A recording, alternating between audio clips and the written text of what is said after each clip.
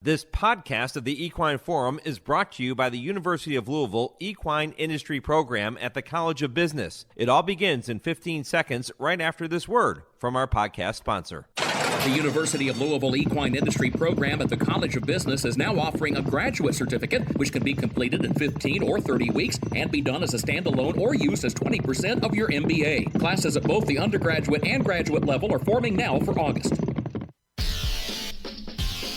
This is HRRN, horse racing's voice. Bricks and mortar into the clear, into the attack with Magic Wand fourth. Eighth of a mile to go. Bricks and mortar puts his best foot forward and strides to a clear lead. It's Bricks and mortar kicking away, and the inaugural Pegasus Turf to Bricks and mortar, a 3-length winner. Midnight Bisou's now bearing down on the outside. Heaven has my Nikki moonlit guarded, but here comes Midnight Bisou with a late push, and Midnight Bisou shines brightly in the Houston Ladies Classic. Welcome to the Equine Forum, presented by TwinSpires. And it's Bigger Picture leading the charge. Center of the track, Green Grass of Wyoming, Oscar nominated, one final surge, but they won't stop. Bigger Picture to win the John B. Conley. And they're into the stretch, and it's the Breeders' Cup winner. It's Arrogate in front, leading by 3 with an eighth of a mile to go. Shaman Ghost is trying to get into second. Then Neolithic. Back fourth is Noble Bird, followed by Keen Ice. But what a race! What a sport! What a horse! Arrogate romps in the Pegasus. He won it by 3.5. Now, here's Mike Penna. Good morning once again, everyone, and welcome to the Equine Forum presented by TwinSpires. This, of course, is the show that launched a network, and it is all right here on the Horse Racing Radio Network. Mike Penna, Baron of the Backstretch, happy to have you spending your Saturday morning with me once again on Sirius 162, XM 207, our affiliates in Lexington, Louisville, and across the country, and streaming worldwide and podcast on our website, horseracingradio.net, or wherever you are accessing your podcasts. Well, I want to start today's show with a heartfelt congratulations to all of the Eclipse Award winners from this past year, as we were once again reminded on Thursday evening that despite the negative narrative, which at times became the dominating story of our sport in 2023, there was a tremendous amount of good in the game over the past 12 months. Cody's Wish receiving his 2 Eclipse Awards this year as Champion Older Male and Horse of the Year, and that emotional, heartfelt acceptance speech given by Cody Dorman's father, Kelly, that was awesome. And you talk about the good stuff in life. That was it right there. It was on display Thursday at the Eclipse Awards. And Kelly Dorman, by the way, is going to join me coming up at 9 o'clock Eastern this morning. Stay tuned for that. You won't want to miss it. He'll talk about the ride that Cody's Wish took him and his family on over the past couple of years, and the ride, quite frankly, that he took all of us on. Hall of Fame trainer Bill Mott. How about what he did this past year? Turning back the hands of time, being recognized with his 4th Outstanding Trainer title. 28 years. 28 years after his first one. Then there was the class of Godolphin, which is always on display, but boy, was it on display this past summer following the somber Grade 1 victory by Pretty Mischievous at Saratoga.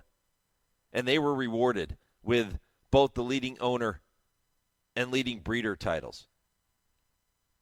And of course, Pretty Mischievous, Arcangelo, and their equally classy trainers, Brendan Walsh, Jenna Antonucci, walking away with the hardware in their respective divisions.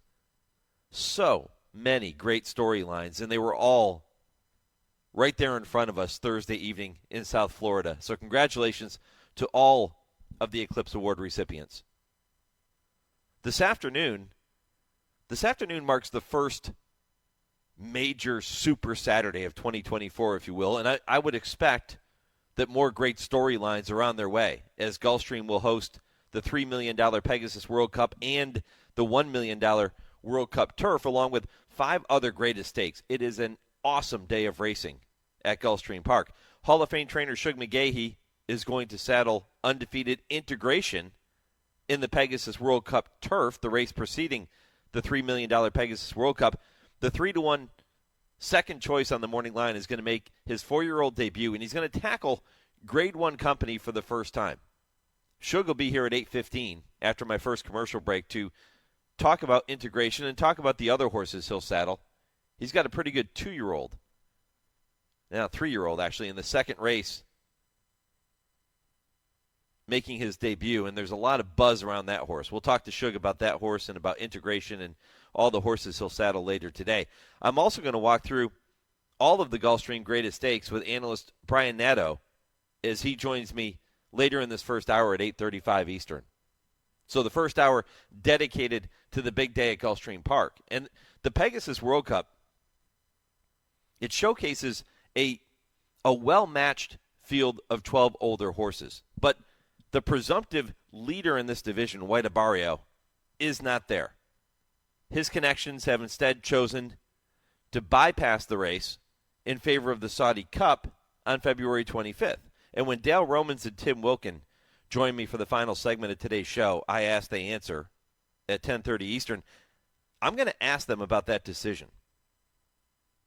As a fan, and I think I speak for a lot of fans, I would have loved to have seen White Abarrio return in that race today. I also feel like having a prep leading up to the Saudi Cup wouldn't be a bad move. But I'm going to caution you, the next horse I saddle is going to be my first. And when Rick Dutrow made the decision to train White Abarrio up to the Breeders' Cup Classic after winning the Whitney on August 5th last year, that 3-month hiatus seemed to turn out okay. So as much as I would like to see him have a prep, if Rick Dutrow doesn't think he needs a prep and he can go right to Saudi Arabia, okay. But as a fan, I would have loved to have seen him in action at Gulfstream Park later today. I do think the White Abarrio we saw in the second half of last year would handle this Pegasus field quite easily. He is the leader in this older horse division in 2024, and I really don't think it's even close. It's also a big night at Sam Houston, big afternoon, I should say, as they play host to the Grade 3 John B. Connolly Turf Cup and the Grade 3 Houston Ladies Classic. Sam Houston announcer Nick Tammaro will join me coming up at 9:20, and he's going to walk through those big races and a couple of other stakes on the program too. Trainer Bret Calhoun is going to be with me at 9:40 to discuss the likely favorite, Hidden Connection, in the Houston Ladies Classic. So hour one, we'll focus on the races at Gulfstream. Hour two, we'll focus on the races at Sam Houston later today. And again, in between all of that, you're going to hear from Cody Dorman, the father of Cody Dorman. He'll talk about Cody's wish, and he'll talk about what it was like standing up there in front of the industry, accepting the biggest award we have in this game. Poll question today. Who is your pick to win today's Pegasus World Cup at Gulfstream? We're going to keep it really simple for you this morning. Who is your pick to win today's Pegasus World Cup at Gulfstream? National Treasure, who is going to be the favorite. He's the morning line favorite anyway, so he's, if not the favorite, he's going to be the second favorite. First Mission or Other. So you get the two favorites and you get Other. And if you choose Other, please comment and let us know who you feel is going to upset the two favorites in today's Pegasus World Cup. You can go to @HRRN on Twitter, Horse Racing Radio Network on Facebook to cast your vote. And if you don't do social media, you know what to do. Email the show, mike@horseracingradio.net, with your thoughts on today's Pegasus World Cup, and I'll pass those along as we move through the show today. So here's a complete recap of what's coming up. You have Shug McGaughey in just a few minutes, 8:15 Eastern. Brian Nadeau, 8:35. Cody Dorman at 9. 9:20, Nick Tammaro will be with me. 9:40 Eastern, it is trainer Bret Calhoun. 10 o'clock, hour 3 of the show begins with the TwinSpires Triple Play, and this week James Scully has selected 3 races you can keep an eye on later today. 10:20, Kurt Becker will take you on his weekly Stroll Through Racing History. This week, a really cool story about Swale. And if you remember Swale, boy, what a story he presented for the industry. And Kurt will tell you that story as he takes you through history later this morning at 10:20. And at 10:30, I Ask, They Answer with Dale and Tim. They'll debate some of the hottest topics, and they'll look back on the Eclipse Awards. They're going to share their thoughts on some of the big surprises, some of the things that stood out most to them. Dale was there. I'm sure he'll have some interesting thoughts on the evening. So it's a busy show. A lot to get to here this morning. We're going to cover a lot of ground. When I come back, Hall of Famer Shug McGaughey will be here. This is the Equine Forum presented by TwinSpires on HRRN, Horse Racing's voice. Race the TwinSpires, where you can unlock a $25 risk-free bet. Just use the code HRRN25 when you sign up. And if your first bet doesn't win, TwinSpires will refund your account up to $25. Wagering on the app is fast with free past performances, insider picks, and power plays every day you wager. TwinSpires. Download the app today to earn your $25 risk-free bet. Void where prohibited. For terms and conditions, visit TwinSpires.com. Must be 18 or older, 21 and older where applicable. For help with a gambling problem, call 1-800-GAMBLER. There are plenty of thrills at Gulfstream Park with live thoroughbred action Friday through Sunday and simulcasting 7 days a week. Join us on track for weekend stakes races, dine trackside in 10 Palms with an elevated view of the track, or grab a cool cocktail in the Carousel Club. For reservations, tickets, and more, head to GulfstreamPark.com. When it's time to paint the fences and barns, think Farm Paint. At Farm Paint, you get the industry's best coatings and paints factory direct at low, low prices. Farm Paint is your source for quality paints, roof coatings, dustless arena footings, and more. You can purchase online or drop into a Farm Paint store near you with locations in heart of bluegrass country at 700 Phillips Lane in Lexington, Kentucky, Columbus, Ohio, and Sandusky, Ohio. Buy factory direct and save at farmpaint.com. That's farmpaint.com. The best son of leading sire Munnings, Jack Christopher, showed he was an exceptional talent early, winning the Grade 1 Champagne Stakes with a 1:02 Beyer. At 3, Jack Christopher racked up wins in the Grade 2 Pate Mile, the Grade 1 Woody Stevens winning by 10 lengths, and proved much the best in the Grade 1 H. Allen Jerkins. With his pedigree and outstanding physique, Jack Christopher represents fantastic value with his foals arriving in 2024. Call the team at Ashford today to book your mare. You're listening to the Equine Forum on HRRN, presented by TwinSpires. Animal Kingdom, point of entry. These two with Salto right in between them. They went 3/4 in 1:13-1, and they're into the stretch. Point of entry at Animal Kingdom. Salto gives way. Unbridled Command tries to get into the race late. Animal Kingdom digs in at the rail. Point of entry's alongside. Point of entry's taking the lead. Point of entry has defeated Animal Kingdom by a length and a half. Unbridled Command was third, and Salto was fourth. Welcome back to the Equine Forum, presented by TwinSpires on this Saturday morning. Mike Penna with you right up until 11 a.m. Eastern. That was Larry Colmus with the call of the 2013 running of the Gulfstream Park Turf Handicap, a race which is now known as the Pegasus World Cup Turf Invitational. Point of entry, getting the victory. How good was that race? Animal Kingdom in there. Point of entry, who was just brilliant for trainer Shug McGaughey. And by the way, that was the second win in this race for Shug. Shug's looking for win number 3 in this particular race, and this is really unique. If he can win it today with Integration, the Pegasus World Cup Turf Invitational, he will have won it when the race had 3 different names. His first win came 30 years ago with Strolling Along in the 1994 Gulfstream Park Breeders' Cup Turf Handicap. How about that? And now he can win it when it's the Pegasus World Cup Turf Invitational. I don't think he cares what they call it as long as his horses are finishing first. Shug McGaughey is with me now here on HRRN. Shug, good morning, my friend. Good morning, Mike. How you doing? Good, good. How about that little stroll through history for you? Yeah, that was a pretty good. I didn't realize all that, but that's pretty good. Yeah, 3 different names. When I say the name Strolling Along, what comes to mind? What comes to mind was when he won the large realization at Belmont Park with Chris McCarron. He was a funny horse. If he moved too soon, he would like hit a brick wall. So I told Chris, I said, listen, don't move till the quarter pole. And doesn't matter if horse is going by you or whatever, and he won. And Chris came back and looked at me and he said, it's hard when the horses are passing you at the 5/16 pole and you got to sit still, but it works. So that was kind of my biggest memory of him. And then, the futurity was kind of fun too. So.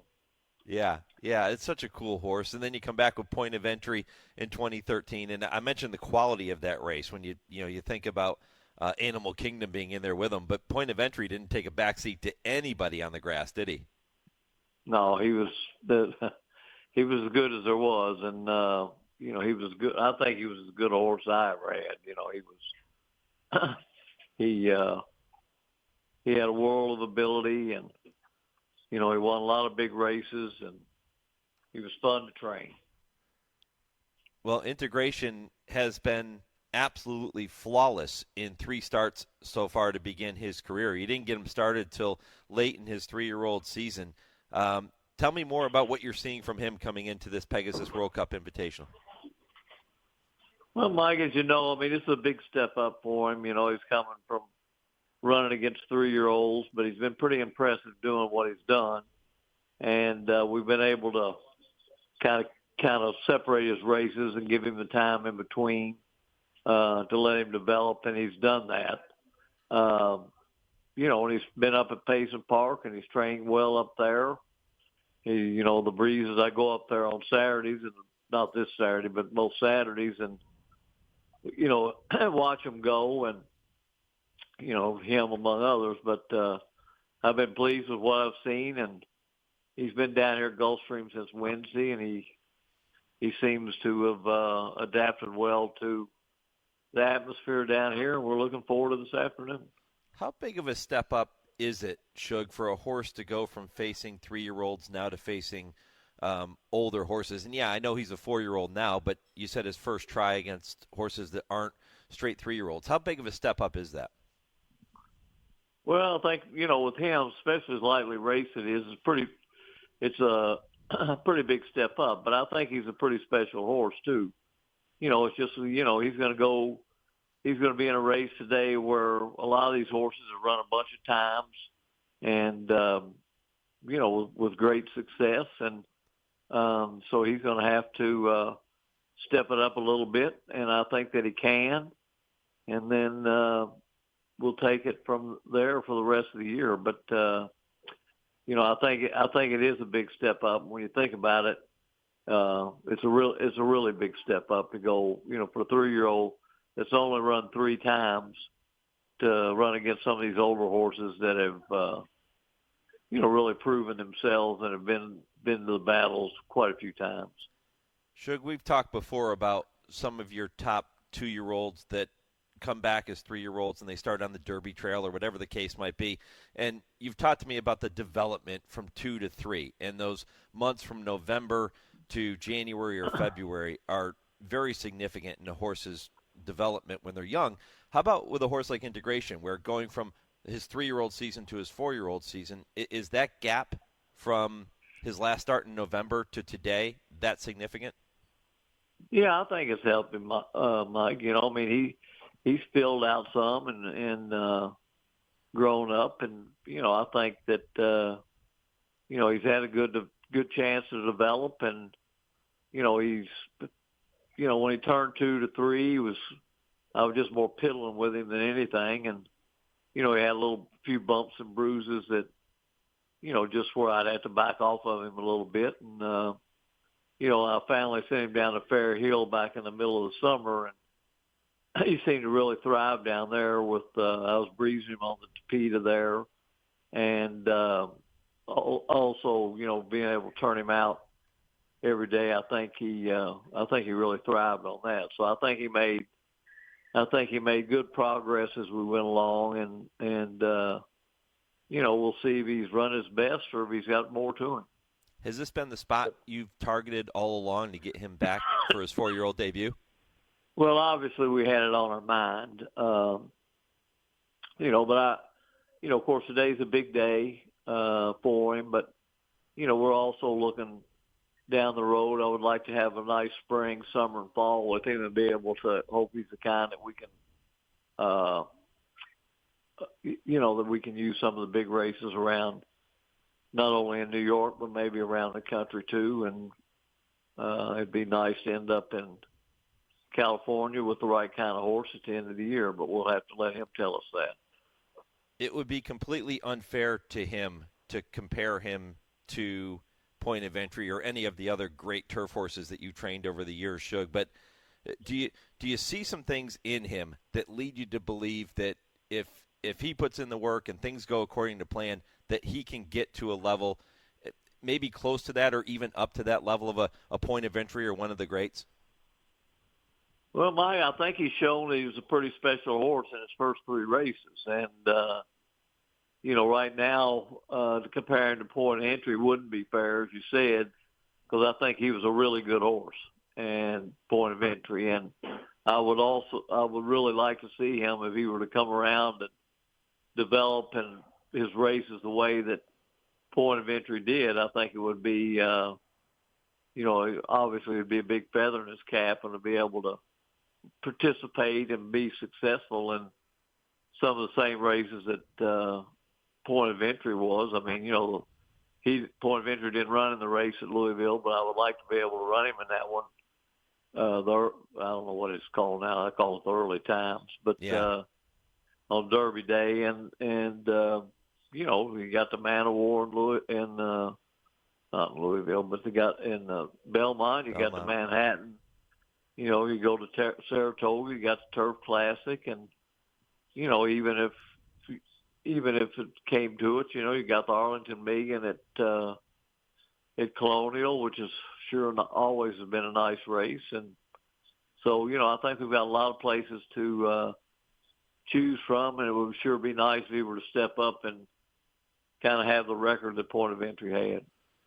Shug, one of the really cool things about this game is that fans get an opportunity, if they're going to be around the paddock when horses are being saddled, they get an opportunity to get kind of close to the action and watch everything that's going on. And trainers will come over, they'll meet the jockeys, they'll give a leg up to the riders. As somebody that's in your position, Shug, that's had so much incredible success and reached these incredible heights in our game, when you get to Tyler Gaffleone today, or any jockey for that matter, before a big race, are you thinking that you need to walk through a game plan with them before the race, or are you more now, with all the experience you have, just saying, okay, you're the expert now, go get them? Well, I'm going to have a few things to say to him, but he rode him the first time, so he knows him, and Tyler does his homework, really well. We've got the 3 posts, so, hopefully we can break good and have a good position, and, when time comes, have a chance to run. With these grass races, especially on these smaller grass courses, position's a big thing when it comes to, when you get to the 3/8 pole or so, to where you've got a clear run and not have to worry about getting stopped. A lot of that's going to depend on the pace too. Slow pace are going to bunch up. Faster pace are going to spread out. But, that'll be about the only thing I tell Tyler is, because I know he's done his homework. I know he knows the horse. And he told me last week, I rode him on a horse, and he was just telling me, he said, I can't wait for Saturday to ride Integration. And, so that's a good feeling too. But that's pretty much, what I'm going to tell him. He's all 3 of his races he won, he's kind of come on the outside. So, I'll just put that in his head. But, I won't give him too much instructions. Like I told Dale Romans this morning, sitting there talking, that I said, these jocks now are pretty smart, and they're going to pretty much ride their own race. So there's not a whole lot you can, that you can tell them, and especially, you've got the 3 posts, and a lot of it's going to depend on the break. I think the break's really important, and I think he will break well, and we'll just keep our fingers crossed we get a clear shot. Visiting with Hall of Fame trainer Shug McGaughey here on the Horse Racing Radio Network. Big day for Shug, not just integration in the Pegasus World Cup Turf Invitational. He'll send out Signator in the race before that, the Fred W. Hooper. Shug, I'll ask you about Signator in a minute, but as you were talking, I had one other question regarding your preparation. You talk about how Tyler goes about his business and gets ready for a race. How about you? Do you study the competition at all, or do you just focus on your horse because that's really all you can control? Well, I think the latter's a big part of it, but I do, I look at the PPs on them, and I know, obviously I know some of the horses, but I'll look at all the races we're in today, and sort of have an idea of what I hope happens, but you can't really control, what's going to happen. So, I mean, I'll have a game plan in my head that I hope takes place, but you gotta take what you get. The biggest part of it, I think, is the break and the pace. And I'm in 4 races today, and that's going to kind of be what I'm looking at. In all 4 races. I mean, you take a horse like Signator. If the race comes up a slow pace, it's gonna hurt him. In a 1 1/8 race, I mean, like the turf race, Pegasus Turf. They'll probably be an honest pace, but it won't be overly fast. If it's overly fast, I'll be even happier.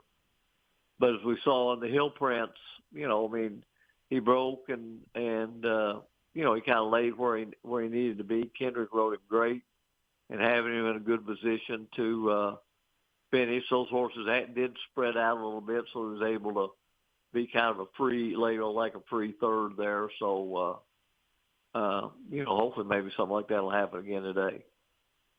Well, you mentioned Signator, and integration will be among the favorites, if not the favorite, in the Pegasus World Cup Turf Invitational. Signator is going to be a long shot. He's 15-1 on the morning line. You said pace will be huge for him since he comes from off the pace and he'll be running late. He'll need some help up front. Tell me more about him and how he's coming into this race.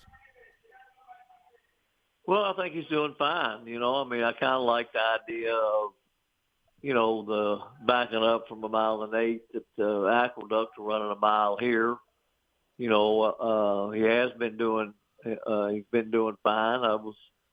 I thought he ran fine in New York. I was a little disappointed that he didn't win, but we got the outside post, and I hope that speed develops on the inside of him, where Javier can have him laying in a good position to where we can finish, and the speed will come back to us a little bit. I think 15-1 is. I was a little surprised that the morning line was that high, and I don't think it'll be that high when the race goes off. But I think he belongs. Or I don't know.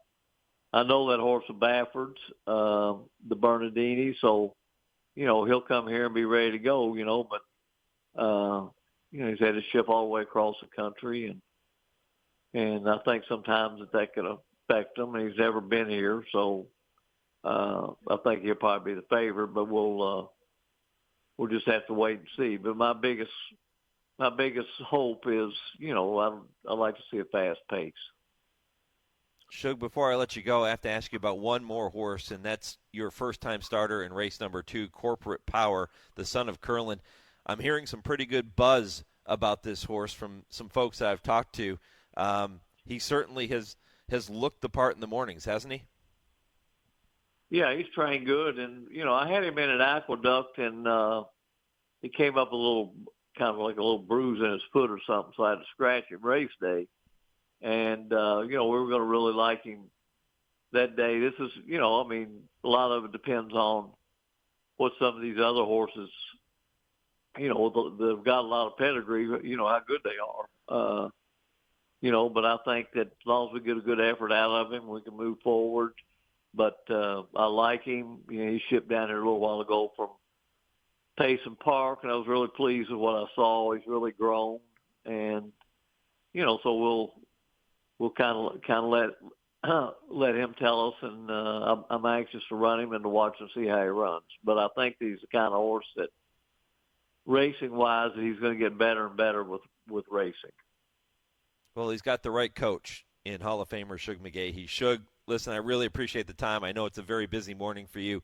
You're always very generous, and all the best later today. Go get it done. Let's go win 4. That'd be great. That'd be great. All right. That's what we're planning on doing. All right. Good luck, Shug. Thank you. Bye.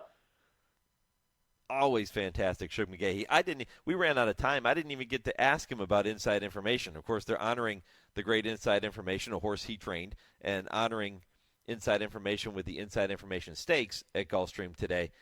Shug does not have a horse in there, but I know that that's one that he wishes he probably does. But she was brilliant too. All right, when I come back, we're going to talk more about these Gulfstream stakes. I'll get into some of the X's and O's with Brian Nadeau, the analyst at Gulfstream Park. We'll do that right after your Legends of the Turf and this short commercial break. The World Championship of Thoroughbred Racing was on the line at the lovely, majestic Longchamp Racecourse just outside Paris on October 3rd, 1965, when the most prestigious Prix de l'Arc de Triomphe was about to unfold. And what a star-studded fielder was on hand to contest it. Meadow Court from Ireland, Oncidium from England, Analine from the Soviet Union, Ragazzo, Soderini, Diatomy, Reliance, Caliph, Marco Visconti, Francis Great Seabird, the Big Chestnut, Little Tom Rolfe from America, and Free Ride, who was an entry with Diatomy. A huge crowd had gathered at the glorious Longchamp Racecourse, which in all its splendor was among the aesthetically most beautiful in the world. It exuded class, and there was class aplenty on the racetrack to match it on this day. In the paddock, Seabird, the big local favorite, looked somewhat skittish and was sweating, as was Reliance, although it was a very warm day and the sun was beating down. Tom Rolfe, the American entry, was calm and created a stir among the crowd as he was ponied during the post-parade to the start. French racegoers had not been accustomed to that practice at their races. Oncidium, the English horse, was showing signs of nervousness. Analine, the Russian entry, was very businesslike, calm, and quiet. At the starting post, Oncidium caused some problems, but the rest of the field lined up in perfect order. At the break, Marco Visconti went right to the front. Caliph picked up to chase, and Meadow Court and Analine were up near the front as well. Seabird, with Australian Pat Glennon in the saddle, and Reliance, with the renowned Yves Saint-Martin up, were well rated, in no difficulty, running 5th and 6th. They were obviously stalking the leaders, waiting for the right time to make that one big run. The going was on the soft side of Longchamp that day, and America's Tom Rolfe was showing definite signs of difficulty in handling it. He was far back and never really got into the hunt, so to speak. As the field rounded the bend and started for home at the top of the stretch, Glennon let loose on Seabird, and he chewed up huge pieces of turf with long, smooth strides until he veritably flew by the front quartet to assume command at the top of the straight to pull out to an open 6-length lead. That incredible display of speed had shot him forward as though propelled by a rocket. Saint-Martin asked his mount Reliance for a move at the same time Seabird moved, but there was no way he could stay with the flying French chestnut. Seabird maintained the margin to win by 6 open lengths over the previously unbeaten Reliance, and it was another 5 back to Diatomy, with Free Ride 4th and Analine 5th. Seabird had turned in a phenomenal effort, totally dominating the other 19 horses in the field, and he was now to be compared with the famous Ribot. After retirement from the racetrack, Seabird came to stand at stud in America for John W. Galbraith, and as a consequence, his legacy lives on in the world of American racing. That performance, October 3rd, 1965 at Longchamp in the Prix de l'Arc de Triomphe, was indeed a great moment in thoroughbred racing. This is HRRN, horse racing's voice.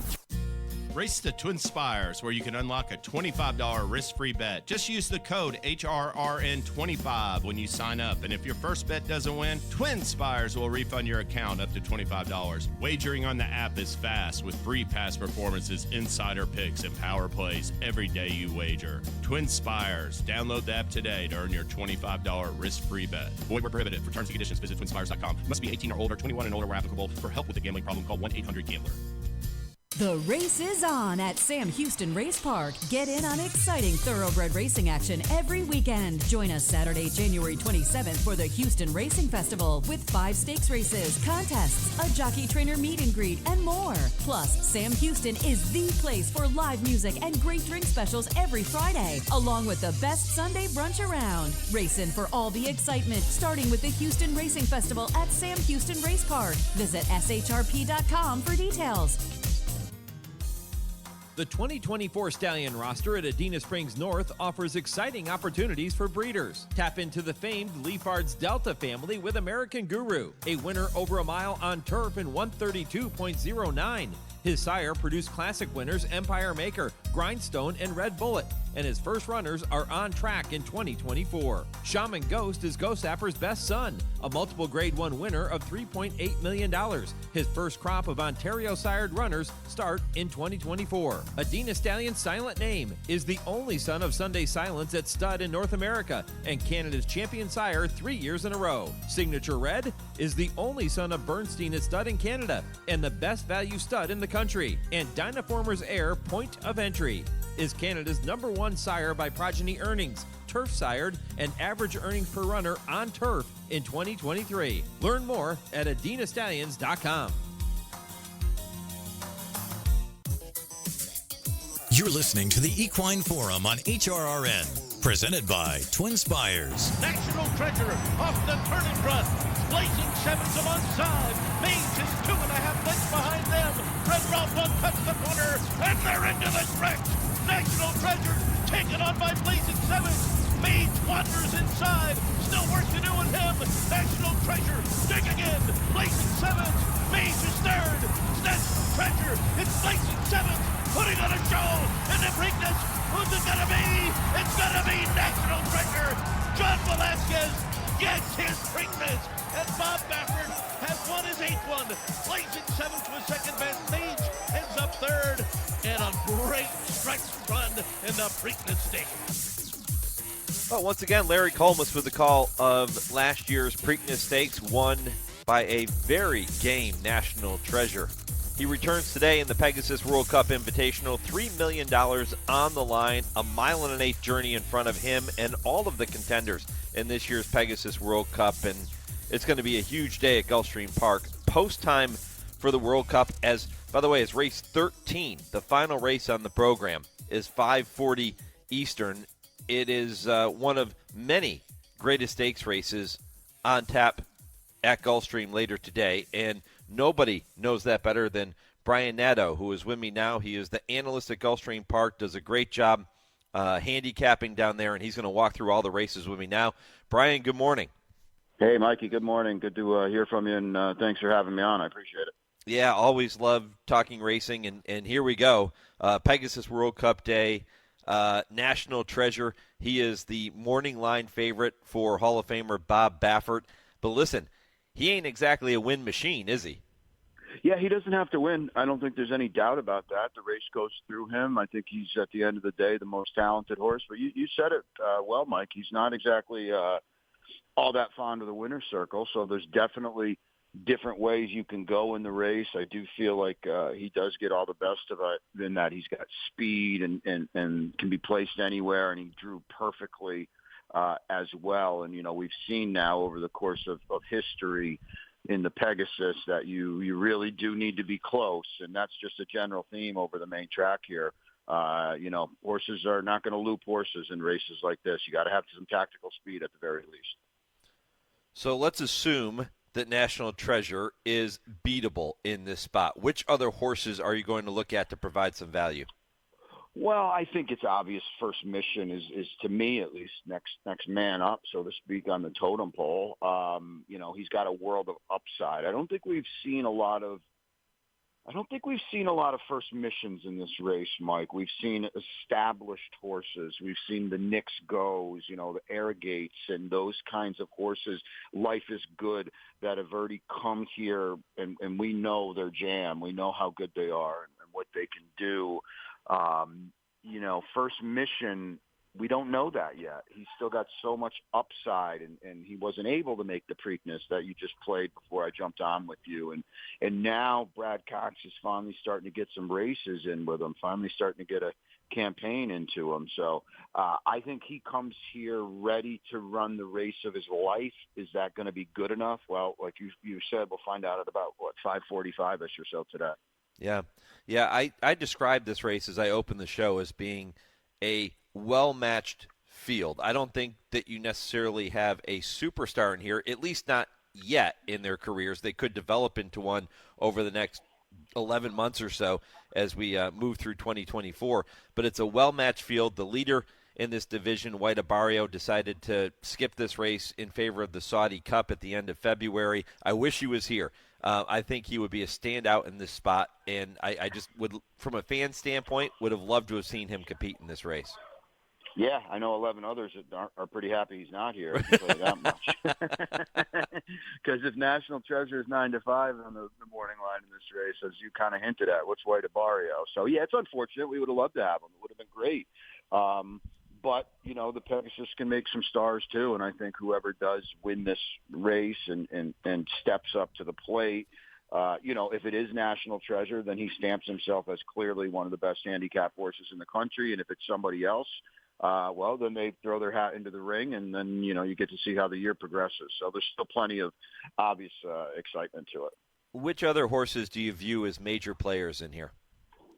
Grand Aspen is a horse that I thought ran very, very well in the local prep, the Harlan Holiday. O'Connor won it, and he drew perfectly down on the inside. So I think those are the two, to me, that have a puncher's chance, an upset chance at 8 or 10 to 1. Grand Aspen has trained very, very forwardly since that race, even maybe catching the Hall of Famer Todd Pletcher by surprise a little bit with how well he's trained. So I think he's a horse, and he's got the right running style too to make a dent in this kind of race. Again, I'm looking at horses. I've heard a lot of talk about a Senior Buscador who, I got beat up for making 20 to 1 on the morning line. I don't see a path to victory for a horse like that in this race. With his running style, drop out the back and try to loop literally 11 horses. I don't see how that works in a race like this. I don't care how quick they go up front. A lot of people are talking pace, and a lot of people are talking, using words like hellacious and things like that. I mean, Hoist the Goal is going. It's not like National Treasure is a runoff. I don't really envision it. I guess we'll probably figure it all out. There is a very, very quick run to the first turn, so there's some horses that are going to have to go in some way, shape, or form. But I don't really view this race as falling apart in the lane because they're going too fast early. Do you give Hoist the Goal the puncher's chance? If they remarkably cut the race back from 9 furlongs to 7 before 5:45 in the afternoon, I would, yes. But no, I can't. I just think it's just way too big of an ask. You don't see a 2-turn race on his form, so you'll know where he is early. I question where he'll be late. How about Trademark? Yeah, he's kind of a Churchill horse to me. It's funny, though. I was, doing this morning line, and I've got First Mission was an easy, clear second choice to me, and the horse that beat him in the Clark is 15 to 1 or maybe 12 to 1. And I was like, geez, 15 to 1, excuse me. And I said, is that right? But he just seems like everything he's done has been at Churchill, and everything he's not done has been away from Churchill. So he's kind of one of those fade horses to me today. Well, it's a really solid renewal, at least in terms of the well-balanced nature of this Pegasus World Cup field.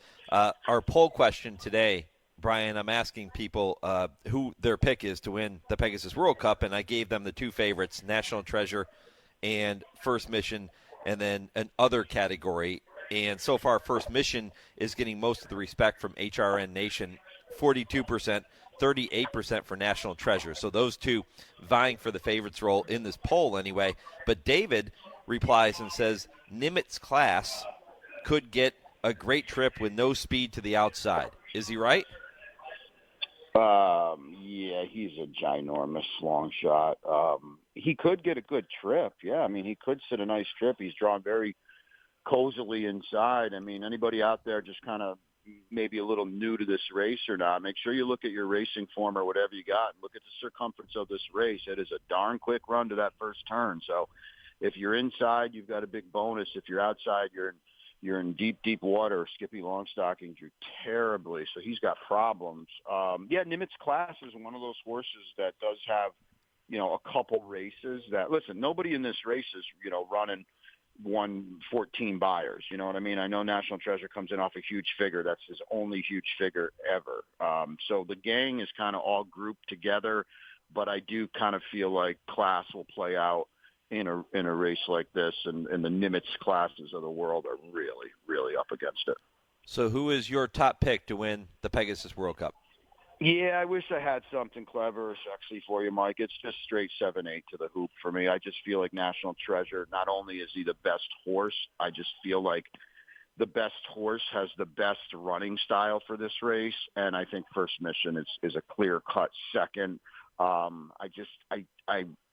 not a guy that loves picking favorites, but in this spot, I was pretty reserved to just thinking, you know what, this is the best horse. Bob Baffert's done this time and time again. He's won this race before. This race is like a perfect for a Bob Baffert speedy kind of horse with cruising speed and staying power, and I just think that is National Treasure. All right, 5:40 Eastern, the post time for the $3 million Pegasus World Cup Invitational. Again, it is the final race of the day at Gulfstream, race number 13. The race preceding it, Brian, is the Pegasus World Cup Turf Invitational, 1 1/8 on the grass. Just heard from Hall of Fame trainer Shug McGaughey in the previous segment talking about his 3-1 morning line. I guess you'd call it co-favorite, if you will. I guess 3-1 would be second choice behind Warm Heart. So he was high on Integration, but he knows he has to step up in this spot. What do you think? Yeah, I agree with everything. I was able to talk to Shug earlier, I guess it would be last week, and we're going to air a bunch of interviews here if you're watching the simulcast feed and things like that. And he was rightfully so, very high on him. And Shug, the patient Hall of Famer that he is, Shug doesn't bring horses to races. They bring him. And the fact that Integration has just taken him to those races, and he's dominated those races, and he is stepping up today. There's no doubt about it, but you could have a potentially vulnerable favorite and Warm Heart, who is, running the final race of her career. We've seen Coolmore do this before, a swan song kind of a race and what's left in the tank after a pretty darn arduous campaign. So Integration comes here definitely, the up-and-comer on the come, and he's my pick if I'm giving it away. But I think he's in a great spot in here, Mike. He drew well. He's got enough tactical speed to be close, and this is a very fast and firm and speedy turf course. So we don't know how that will play to Warm Heart either. So, yeah, I think he's a definite. If you're playing these big horizontals and stuff, to me, he's an absolute must-use A in there. What other horses are you looking to hook up with him in maybe exactas, trifectas, superfectas? Well, clearly the race goes through Warm Heart. I mean, I think you're really probably doing yourself a disservice if you're not using her at all, because this is a solid race, but she is a legitimate Group 1 European performer, and that's trouble, as you know, and the audience knows, when we get those kind of horses that come to America. That's trouble for our horses because they're not going to class up on the whole to what they have going on over in Europe. So I think she's an absolute must-use. I'll say this. King Max ran huge in the Fort Lauderdale, and I liked him. And I remember my last comment as I went out onto the track. I said, King's Max, he's a really nice horse. Is he a grade 2 Fort Lauderdale kind of horse? And I said, I don't know. And he certainly answered the bell in that race. And he's going to be an inviting price in here. So he's one of the ones. And the horse that won the Fort Lauderdale, I'll tell you what, Mike, the race is probably going to play out just like it did in the Fort Lauderdale. It is main event to catch. And if they let him walk early, he can get very brave. He loves this turf course. I don't see a lot of other horses that want to or can run with him. And he's probably going to be out there doing his thing again. And at 10 or 12 to 1, you could do worse than having that kind of trip in a race like this. Gulfstream analyst Brian Nadeau here on the Horse Racing Radio Network, walking through the Pegasus World Cup Day Stakes races. We're going back to front, if you will, starting with the World Cup and working backwards. Race 11 is the Fred Hooper, the Grade 3 1 mile on the main track. Here's Bob Baffert again. He's in the spotlight with Hijazi, who has been pretty solid throughout much of his career. How'd you see this one? Yeah, I just said, Mike, that I thought Steel Sunshine ran sneaky good in the Harlan's Holiday. He was the only horse coming from off the pace that did any running. So I kind of said to myself, listen, wherever he pops up, I'm going to bet him next time, and that's today. I do think at a one-turn mile, it's a better trip for him. They're going to have to run huge to beat Hijazi. He's loose. He's inside. He's one-turn mile. There's no problem there. He could be the next, we talk about, stepping up in the handicap division, Mike. He could be it. He has got a world of potential and upside. You see that second to Speedboat Beach. I mean, that's a monster effort. I don't see anyone in here running second to Speedboat Beach. So he's legitimately, he could be even money in this race. The race prior to that is the Pegasus World Cup Filly and Mare Turf Invitational, mile and 16th on the grass. Who are the major players in here? Yeah, that's a fun race, Mike. This one, I think you're allowed to get a little creative, a little funky maybe. Certainly the horse to beat is Star Fortress, that race at Churchill Downs, and what was her first start for Cherie DeVoe and first U.S. start. It was freakish. I mean, there's no doubt about it. Now, can she do it away from Churchill? We know how weird that turf course was or is and can be. Remains to be seen. Fluffy Socks is legitimate grade 1 kind of horse for Chad Brown, who got a W yesterday to get off the Schneid. So he's set up for a big day. Queen Goddess won this race last year. She's going to have to run better, but she could do it again. Didia is in here. I believe, I don't even know if it's late breaking or not, I do believe Full Count Felicia is going to come out. I heard that late yesterday. I think she's coming out. Ruby Nell, that's my pick. That's my long shot today. She has got wild speed from California. Can she last a mile on the 16th? I don't know. Her connections are going to see if they can hold their breath for a minute and 41 or 2 seconds and see if she can do it. But, boy, she has got crazy speed, and she'll flaunt it out there, and I think that might carry her home here. So this is a fun race, Mike. There'll be a lot of people playing all these horizontals that I don't know if they'll use the all ball, but this is the race to me where you can go 6 or 7 deep. That's race number 10, the Filly and Mare Turf Invitational. Race number 9 is the Grade 2 Inside Information. The race before that, race 8, is the Grade 3 William L. McKnight. Brian, got about a minute and a half left for these two races, so I'll let you take it from here and walk me through each one. Yeah, I like Bluefield. I like her at a little bit of a price in the Inside Information. We all root for Mary Quay Contrary around here. She won the race last year. And she's right back this year with a huge, huge chance. But I thought Bluefield ran pretty well in the local prep, the Sugar Swirl. And the McKnight is a good one. Obviously, Chad's got a couple in there, Francisco Clemente and Stone Age. But I like Verstappen for Brendan Walsh, who's been overdue to get going here. And this is a horse with some speed and tactical speed. And, you go 3 turns on the turf. You got to be there close, I think. You don't want to lose ground around those 3 turns. And I think he has that right kind of running style. Such a pro. Race 6, by the way, I have just a few seconds left. The La Prevoyante. Who do you see as the winner there?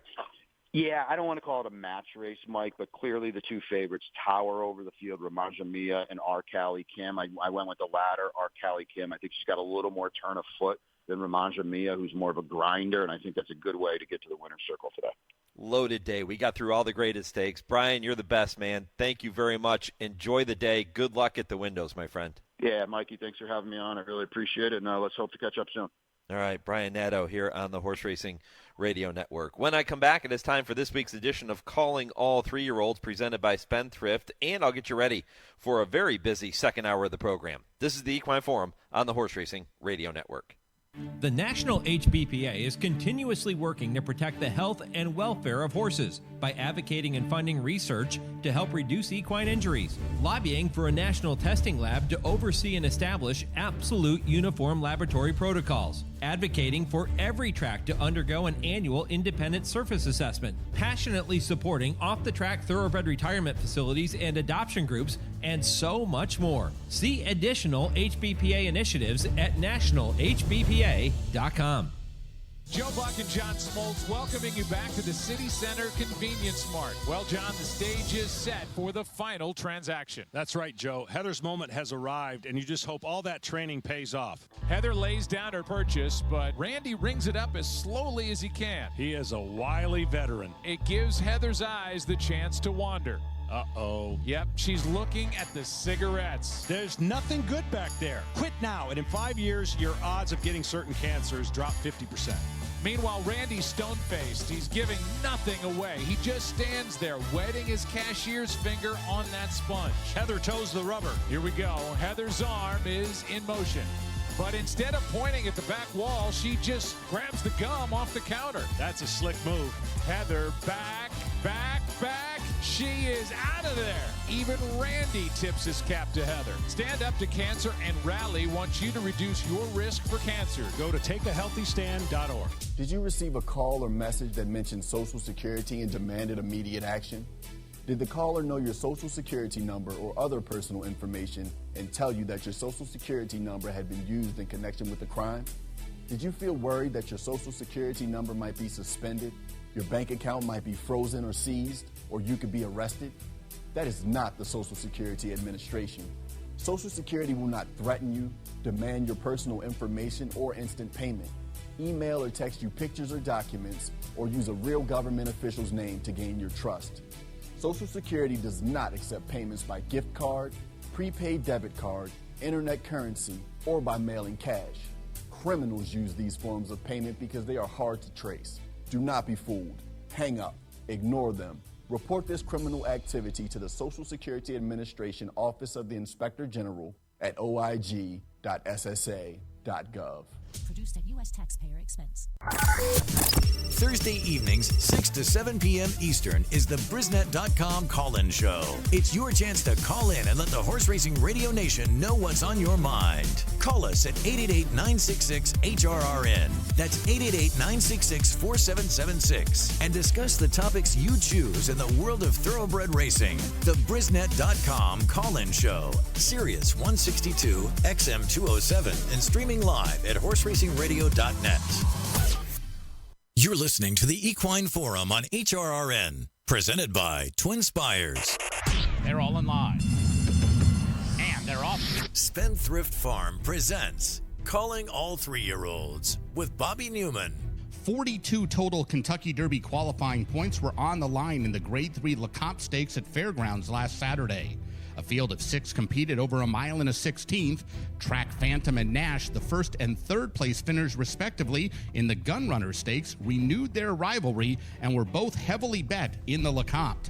Track Phantom and jockey Joel Rosario were intent on the lead from the start, so Nash and Florent Giroux let them clear and decided to track from second. Track Phantom got away with modest fractions and easily went on to score the wire-to-wire win, with Nash following him all the way around and finishing second best. With the victory, Track Phantom earned 20 Derby points, bumping his total to 30, tied at the top with Breeders' Cup Juvenile champ Fierceness. Look for Track Phantom next in the Risen Star at Fairgrounds on February 17th.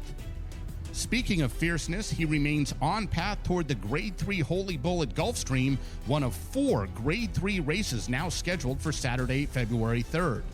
The other 3 are the Withers at Aqueduct, the Robert B. Lewis at Santa Anita, and the Southwest at Oaklawn.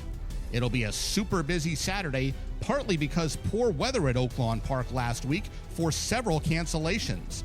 The Southwest Stakes, which was originally planned for today, was pushed back in order to give horses and people more time to prepare. Next week, we'll preview all 4 of those major 3-year-old races. Will this year's Kentucky Derby winner be competing somewhere on February 3rd? There's a very good chance. I'll be back with this week's top 5 list right after this word from Spendthrift. Cyberknife was a very talented horse from day one. Fast horse, able to carry it around 2 turns. Looks a tremendous amount like Gunrunner, same ability and talent. Holds the track record in the Haskell. He won it in impressive fashion, beating a very good group of horses. His name is Cyberknife! Excited about him passing on his durability, his soundness, and his talent. He could definitely be a breed-shaping stallion. Multiple Grade 1 winner Cyberknife, standing at Spendthrift. This week's top 5 list of Derby contenders looks like this. Number 5, Locked. The Breeders' Futurity champ ran well when third in the Breeders' Cup. Looks like distance is his friend. Number 4, Dornoch. He was tenacious in his Remsen win and is pointing for the Fountain of Youth at Gulfstream on March 2nd. Number 3, Sierra Leone. Extremely green in the stretch of the Remsen. Look for him to try the Grade 2 Risen Star at Fairgrounds on February 17th next. Number 2 is Fierceness. The Breeders' Cup champ is back working and planning for the Holy Bull at Gulfstream on February 3rd. And number 1, Nisos, the Baffert trainee, will need a barn change to earn Derby points, but there's no question that he's super talented. That's your Calling All 3-Year-Old segment presented by Spendthrift, the Breeders' Farm. And we are now under 100 days until the Run for the Roses, 98 days from today, the first Saturday in May. A thought to warm you up on this Saturday morning. Going to be fantastic. And that road to the Derby, as you just heard Bobby talk about in that segment, is going to be heating up very, very quickly after we get past today's Pegasus World Cup program at Gulfstream Park.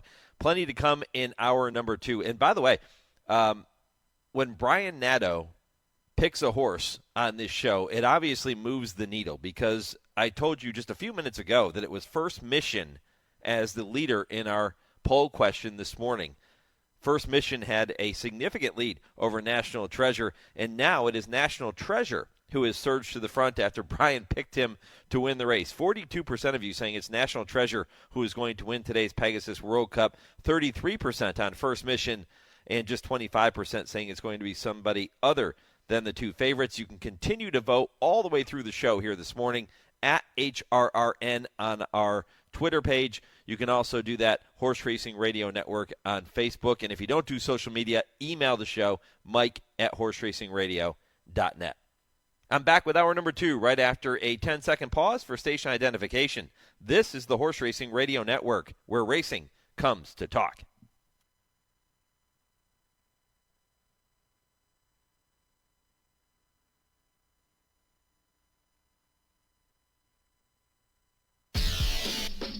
This is the Equine Forum, presented by TwinSpires.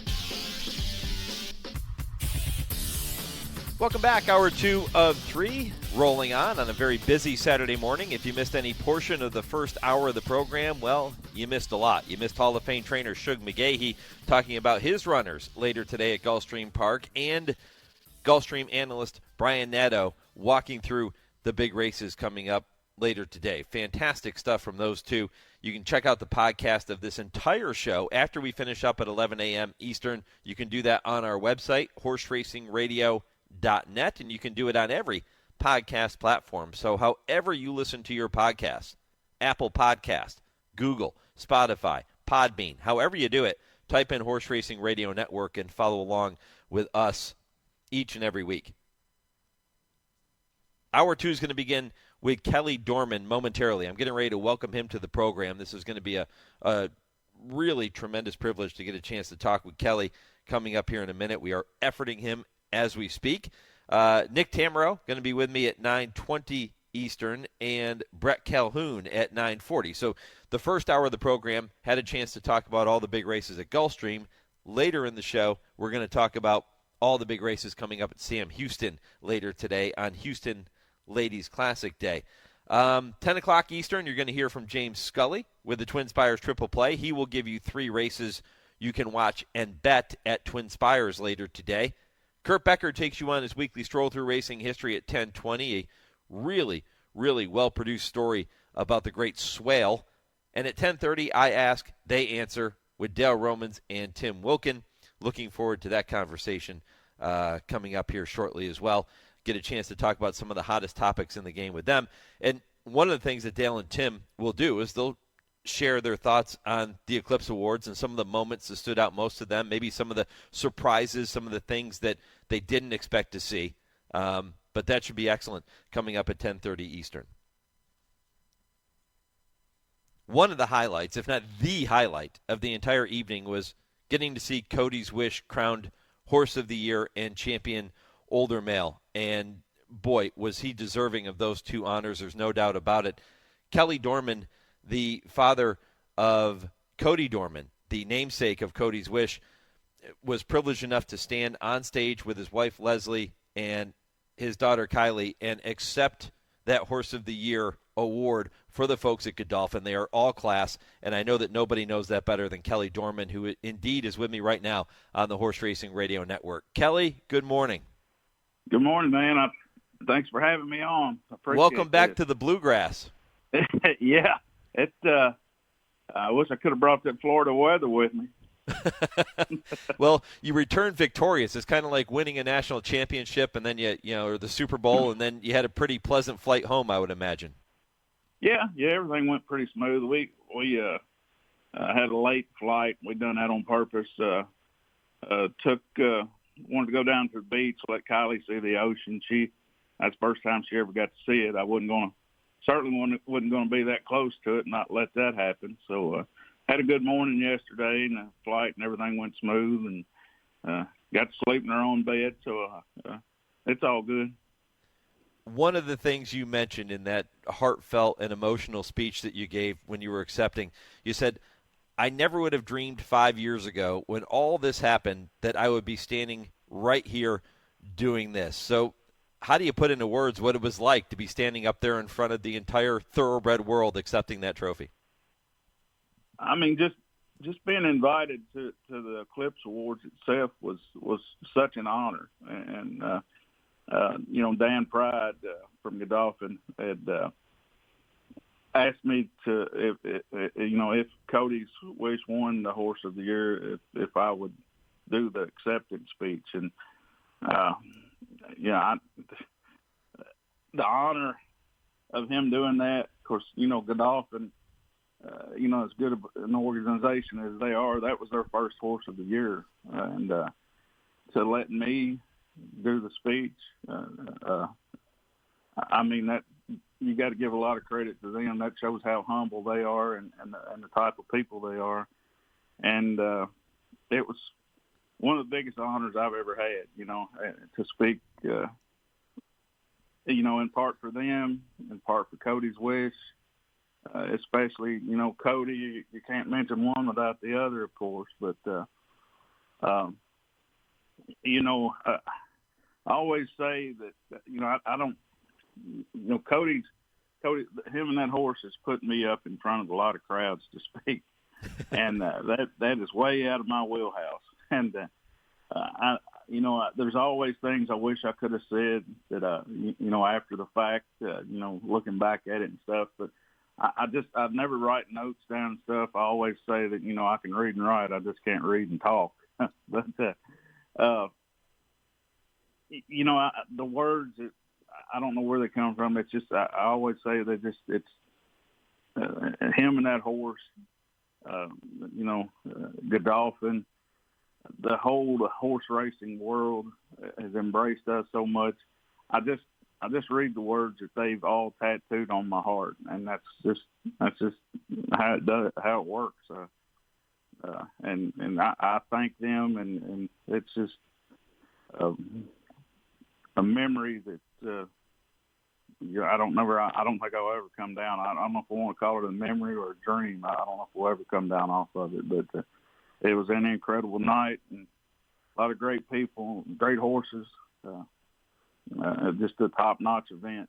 And I thank everybody involved in it, all the sponsorships, NTRA, Mr. Rooney. He came up to me. Kylie didn't know she was going to go up on stage, and he had came to me before the event started, and he asked me, he thought, he said, will Kylie be okay if I called her up after the event? I wanted to give her something. And I said, yeah, she should be fine. And I had no idea what it was. I thought they were doing something after the show was over. And, when he got up and got to talking in a few more, just about a few seconds before he called her up, I kind of, it sunk in pretty quick what was going on. And she handled it like a champ. I'm really proud of her. Kelly, I think of all the wonderful movies that have been produced about thoroughbred racing over the years, and if somebody were to come along and take this story and the ride that you and your family have gone on with Cody's Wish over the past couple of seasons, and they were to say, hey, this should be made into a movie. I think it would really do a lot of good for a lot of people. What would you say? Oh, absolutely. I was thinking this morning, like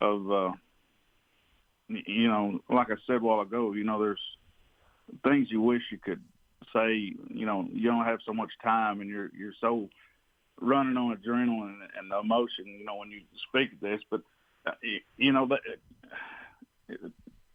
the movie needs to represent adversity, not only with for kids like Cody, everything he faced.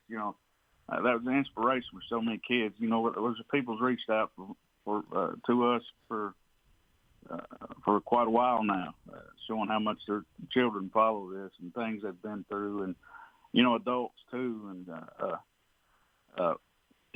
it could done the right way. It could be so inspiring.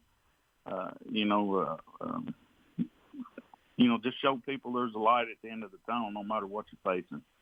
And that I'll tell you, at all the races that Cody's Wish ran, and as incredible as it was, something Leslie said to me after his first race, that first race he ran always stuck with me. And I was thinking about it this morning. I just had it on my mind. And, he finished third place. And, we were excited. We got sitting here watching TV with a racehorse on there named after your son. And just, how much better can that get, And, he did it. The results wasn't what we was wanting. We was wanting to win and, everything would be perfect. But, he was horrible coming out of the gate.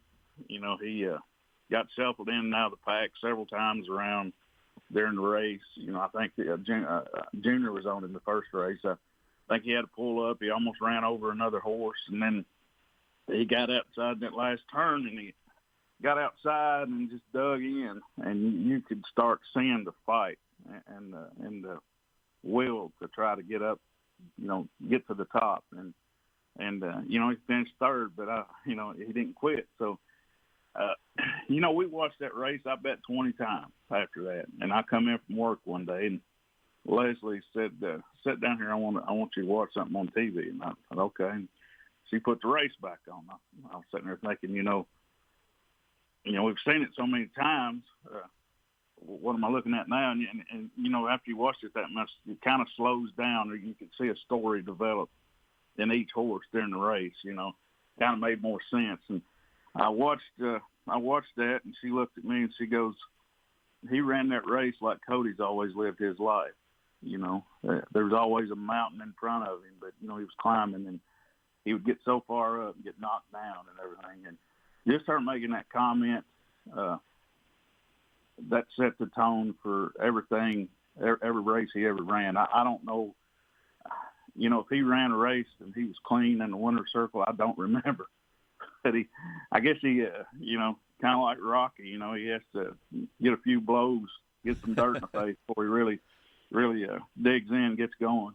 Yeah, just to make him a little mad, and then he kind of takes over from there. He finished third in each of his first three starts, and then after that, he didn't finish third very often, only one other time in that brilliant career for Cody's Wish. Talking with Kelly Dorman, the father of Cody Dorman, who is the namesake of Horse of the Year, Cody's Wish. A wonderful night Thursday evening in South Florida. Kelly, were you and Leslie horse racing fans before all of this came about through Make-A-Wish?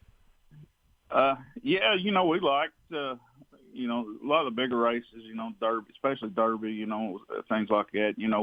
We would go to Keeneland at times. I hadn't been at Churchill in a good while. Gosh, probably since the 90s, I would say casual at best. I always admired them. It's just, I always fished a lot. Cody was, loved fishing and stuff. You can only have so many hobbies, but, not certainly not to the extent we are now.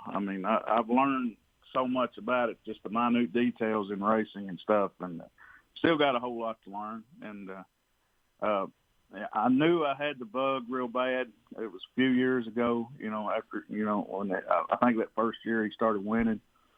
I love college football. I'm sitting there watching football one day, I'm trying to watch 2 or 3 different games at a time, and just subconsciously flipped over and was watching horse races, and I sat there for, 10, 15 minutes, and I just kind of had one of them moments like, what just happened, And but actually, our TV's probably on racing more than it is anything else now. Cody would have it on almost all day long. I mean, he loved that horse. He loved the sport. And I tell you what, man, he was actually pretty good at picking horses. 2 years ago when Rich Strike won the Derby, I always, I'd get, we'd look at programs, look at stuff, and I'd let him pick out horses and stuff. He had the actual trifecta pick in order for that race until Rich Strike come through there and blew it all up. But I don't know how he done it, but he was pretty good. He's a lot better than I am. Yeah, and he was always right with Cody's wish too. Every time he came out and said I feel like he's going to win today. And it was with complete conviction, and he believed it 110%, and he was always right. Yeah, the only time that he missed a call on that was at the Whitney. Yep. And he said he would win then. And, what really got me was 2 years ago, Cody's Wish got beat by Scalding down at Tampa, finished second by a nose. Cody got up that morning, and, we were going to watch the race. And that was after he started his first winning streak there at Churchill. And he'd been in Florida, laid off all winter, just trained. And Cody was fussing that morning. And, we thought, well, he's not feeling good or something. So Leslie got his tablet out, and he kept typing in his tablet. He's not ready. He's not ready. And, I told him, I said, Cody, I said, they're not going to run him if he's not ready. I said, he's had a good break. He's going to be fine. They wouldn't put him in a position to get him hurt or anything, if they thought something was going on beforehand. He said, no, he's going to finish second. And wow. I pretty much, when I placed the bet, it was the gospel what he said. But no, the only one he got wrong was the Whitney. I took Kylie down to the barn at the Oklahoma that morning. Bill Mott had a pony down there named Bugsy. She loved to ride him, so I took her down there that morning of the race to let her ride Bugsy, and we went over and seen Cody's Wish, and he just we seen him the day before, and he's kind of himself, just doing his thing like he always does. Wasn't nothing different. He looked kind of, I don't know. It rained all night. I don't know. The horses like us, they don't have good days too. So he just looked kind of sleepy. Just wasn't in a good mood, like he normally was. And then I noticed in the paddock, usually he's strutting around like he owns the place and stuff. He kind of had his head down in the paddock, that day. And I really just think he just wasn't in the mood to run. And I'm not taking anything away from White Barrio, man. He ran a great race. And Cody would have had to brought it all to beat him that day. He ran phenomenal. But I thought he just had an off day. Me personally, I don't think it was as much the distance as him just wasn't feeling it that day. I think he would have probably got beaten at a mile. But nobody has told me anything, other than, that's just my own personal opinion. But, some other people noticed it too. He just wasn't strutting his stuff, that morning. So, I don't know.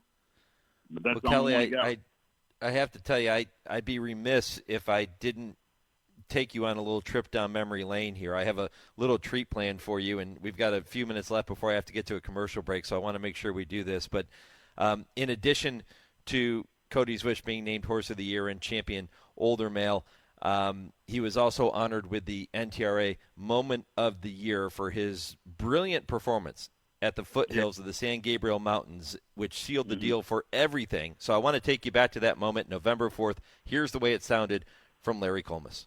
National Treasure has a two-lane lead here. Skippy Longstocking is second.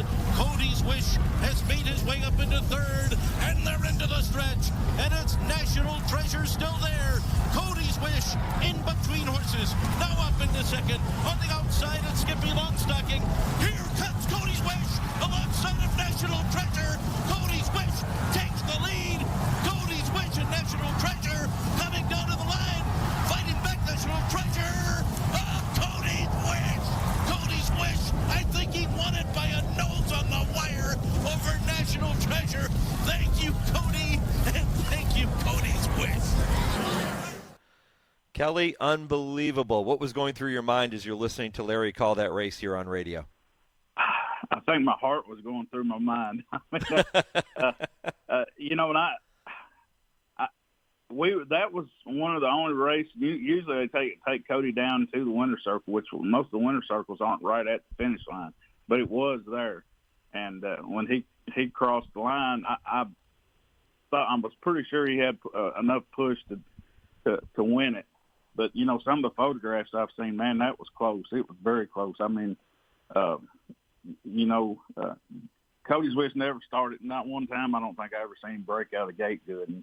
And I always hoped, you know, just to see him one time break good and just get out front, you know, get a good comfortable lead and do that thing. But man, I mean, he kept us on pins and needles all the time. You know, the further along he went, he always had that same style of racing, just laying back and then kicking in the end. And you know, especially Breeders' Cup last year and actually Forgo before that. You know, I was telling Leslie, you know, our nerves started picking up a lot more. I mean, you know, he's running against a lot better horses, and I thought, man, he can't keep doing that, you know. But he knew more about what he was doing than I certainly did, you know, by a long shot. Cody was always comfortable with him, and I'll tell you what, man, Junior Alvarado, it was really special to watch them two grow together and learn each other over the you know, years and stuff, and they just, you know, it was just poetry in motion, I guess what you could say. It was very special, but that Santa Anita race, you know, and you know, I didn't really know the inquiry. I didn't know they'd went into an inquiry because I think Nick Luck grabbed me and we were doing the interview, and I had my back to everything on the track going on. And right after the interview, he told me that, and I thought, "Oh man, this can't be happening," you know. And when they said no change, that place erupted. I mean, you could just feel the electricity, you know, go through everybody in there, and it was kind of like the same feeling we had at the Derby. That was actually our first Derby we'd ever been to, and 150,000 people. Screaming and cheering for you, your son, and the meaning behind all of it. Actually, right before the Eclipse Awards, we were backstage when they announced Moment of the Year, and I was talking to Brittany. That's the first time I talked to Brittany since the Derby, and I went up to her, and you know, she gave me a big hug, and first thing I said, Brittany, I want to apologize to you. And she said, what for? And I said, I clammed up quite a bit at the Derby. I kind of had some premeditated things I wanted to say, but I said, man, when you get that many people screaming for your son, you know, and Cody's Wish, I mean, everything you remotely got in your mind just goes right out the window. And I mean, that's the energy is just I don't have the words to describe that. Look, Kelly, it's such a beautiful story, and on behalf of the entire racing industry, I want to say thank you to you and your family, and of course all the folks at Godolphin and the entire team surrounding Cody's Wish, Hall of Famer Bill Mott, Junior Alvarado, so many wonderful people, and it's such a beautiful story. And Kelly, I really appreciate you spending some time with me here this morning to share it with all of our listeners, and we hope to see you around the racetrack again very, very soon. It sounds like we will, and really do appreciate it, my friend. And you know, I know you got a commercial coming up, but I really want to take this time to thank everybody, and I mean top to bottom. I mean from you know, especially the fans, you guys, the media. You know, I never would imagined I would be talking to media as much as I have. You know, writers, news media, just anything. You guys have been great, so professional. I mean, this is a story that I felt deep in my heart that I have to share. You know, I don't do it for myself. I do it for what it is. You know, this was written from above, and the characters that got put in this story is you know, you couldn't have dreamed them up out of a fiction story. Just you couldn't have done any better. And Cody certainly has left us a great support group. I mean, you know, you have some bad days here and there, and you know, it's hard with him not being here. But you know, you get a text, a call, or a card, or something. Some of them from people you know, and some of them just out of the blue. And you guys have helped us so much to cope with this and deal with this. And you know, it just the sense of pride of what he's done, the influence he had on people, kind of offsets some of the grief a little bit, you know. But I can't thank everyone enough, and I'm not singling anybody out or leaving anybody out. Yeah, we really appreciate that. That comes from all of us. Yep, amen to that. Kelly Dorman here on the Horse Racing Radio Network. Kelly, all the best to you and to Leslie and Kylie, and congratulations again on just a remarkable ride. Well, thank you, and we'll be seeing everybody at the track soon. 100%. We'll talk soon. Kelly Dorman here on the Horse Racing Radio Network. Fantastic story there, and many great stories. Go back and listen to that conversation again on the podcast. You won't be disappointed. Congratulations to Cody's Wish and the entire team surrounding that Horse of the Year campaign. When I come back, Nick Tammaro will be with me. We're going to focus on the big races coming up later today at Sam Houston. Stay with me. This is the Equine Forum, presented by TwinSpires on HRRN.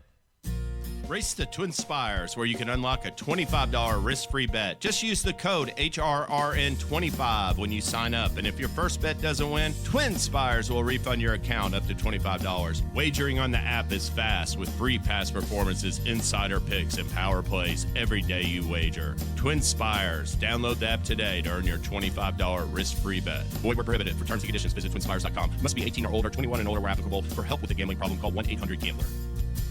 Fans, the top jockeys, the top horses, they are all here at spectacular Santa Anita this winter. With first post time this weekend at 12:30, come early on Saturday for some world-class simulcast action from Gulfstream Park as they host a tremendous day of racing, highlighted by the $3 million Pegasus World Cup Invitational. Our main event locally is the Grade 2 San Pasqual Stakes, as a field of 8 older horses go a mile and 1/8 in preparation for the Grade 1 Santa Anita Handicap on March 2nd. On Saturday, you can compete for seats in the next NHC BCBC Ultimate Betting Challenge and the 2025 PWCBC. You can play on track or online at expressbet.com. And don't forget, the traditional Pick 6 is back with a $1 minimum, and Gulfstream Park and Santa Anita combined for the $1 coast-to-coast Pick 5 with a low 15% takeout. Santa Anita, it's the great race place.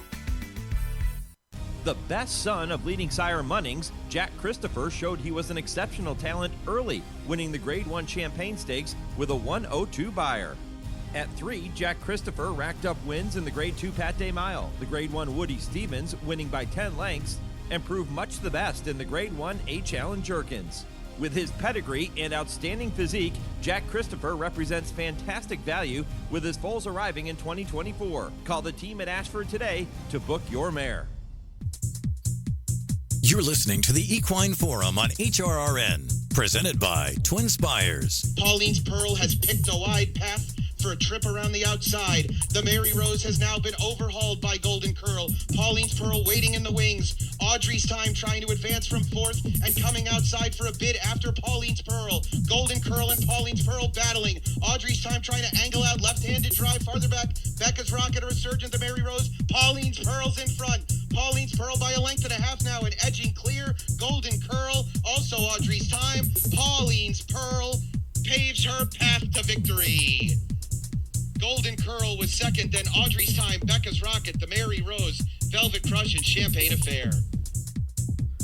Welcome back to the Equine Forum, all presented by TwinSpires every Saturday morning here on the Horse Racing Radio Network. Mike Penna, Baron of the Backstretch, taking you right up until 11 a.m. Eastern. Pauline's Pearl winning the Houston Ladies Classic for Hall of Fame trainer Steve Asmussen 1 year ago. Steve will look to add to his record number of wins in the race. He's won it 3 times. He'll look to add to that later this afternoon. You're going to hear from trainer Bret Calhoun coming up in just about 12 or 13 minutes from right now. He'll talk about the likely favorite in that race later today. But right now, Nick Tammaro is with me. He'll walk through that race and some of the others on a huge, huge day of racing at Sam Houston. Nick, good morning. Morning, Mike. How you doing? Good, good. Who was that guy with the call last year? I'll tell you, he was a rookie that year. He didn't sound too bad. I thought to myself, I could use some of those words again. I think you did a pretty good job, buddy. And listen, this year's race, not the biggest field we've ever seen, but you always get good quality in the Houston Ladies Classic. And you look at some of the names that have come through this race in past years: Latruska, Lady Apple, Midnight Bisou. Just those 3 are enough to make this race, in the upper echelon of stakes races, isn't it? Yeah, for sure. We've really seen it kind of develop over the years as a springboard for horses into the latter part of their respective campaigns. And, we had Forever Unbridled win it in 2016. She went on to win the Eclipse the following year. We had Unbridled Mo win it in 2017. She won the Apple Blossom in 2018. So we've had a lot of success with horses running well in the Houston Ladies Classic and going on with it. Pauline's Pearl, of course, won it in 2022 and won the La Troyenne later in the year. So we're proud of the race that it's become. And obviously this division, you often trade out quantity for quality because there just aren't an abundance of distaffers out there, especially that are ready to run in late January. But what you're hoping is that you're catching horses that maybe have some graded black type, like a Hidden Connection, and some that could be on the up to potentially grab some later in the year, like Bellamore or Dear Lady that we have in this particular running. Yeah, I mentioned Hall of Famer Steve Asmussen. Bellamore is his entrant in this year's Houston Ladies Classic. She's no stranger to competing on the big stage. When you look through her past performances, you see an awful lot of G1, G2, G3s listed there. Hidden Connection for Bret Calhoun. I mentioned he's going to be with me coming up in 10 or 12 minutes. Hidden Connection has been ultra consistent for much of her career. She comes out of that nice win at the fairgrounds. 9-5 morning line favorite. What do you make of her chances? Obviously pretty good. Yeah, the horse to beat, I'd say, by far. She ran in this race last year, performed very well, probably ran a winning race, especially where she was on the racetrack that day. It was a big advantage to go wide. It was a day where we had taken a lot of rain throughout the afternoon, and the inside pass got a little heavy. So I thought she ran very well. She had a couple of brushes with strong performances last year. She nearly won the Double Dog Dare, and then she ran poorly in the Chaluki, and I know her connections wanted to see her bounce back, and she did so nicely in the Spanky Broussard. I think the only concern with Hidden Connection is that she might just be a bit better filly when she can run with Lasix. With that said, you look through her past performances, and she's run fine without it. So I'm not overly concerned about something like that. She also has the type of running style where she doesn't really need to take her racetrack with her. She's got enough speed to stay close, and that feels like with an outside draw, even in a compact field, it gives her a little bit of an edge. What are the chances that Steve Asmussen picks up win number 4 in the Ladies Classic? I think they're pretty good, and I liked that you pronounced Bellamore with me. I think our ancestors hail from probably the same sunny peninsula, and that is not Bellamore. I did want to. I have no access to Kaleem Shah, but I'm going to go with that. So let's hope it's the day of her biggest win, right? She's a horse, as you alluded to. She's knocked heads with some heavies in this division. Running against Idiomatic and the Spinster, and even last time out in the Falls City. I mean, I think Kijera, when the bigger racing later in the year gets started, is going to be the lead in this distaff division pretty clearly. So if you're known by the company you keep, then Bellamore is going to be popular, and I would envision that she'll get the good kind of setup as well.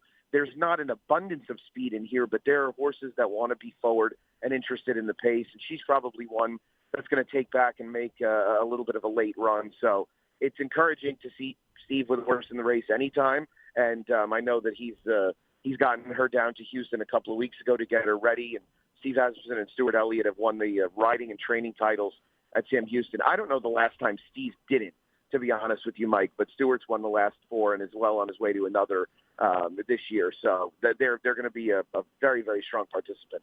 Nick, if you want to make sure that you and I are indeed correct with Bella More, I'm going to give you a little pro tip. Head back and watch Kurt Becker's call of the Spinster on October 8th, because that guy, after having worked with Kurt for so many years now, is the greatest researcher, and he is a stickler for names and getting everything right. So if Kurt Becker goes with Bella More, I promise you it is the right pronunciation. That's my route. Knowing Kurt, not as well as you do, but I've always been a huge Kurt Becker fan, so that is absolutely on the agenda. Yeah, nobody better. Free Like a Girl. Very interesting Louisiana bred in here. Seems to run her race every single time. 5-year-old mare. She's 3-1 on the morning line. What do you make of her chances in the Houston Ladies Classic?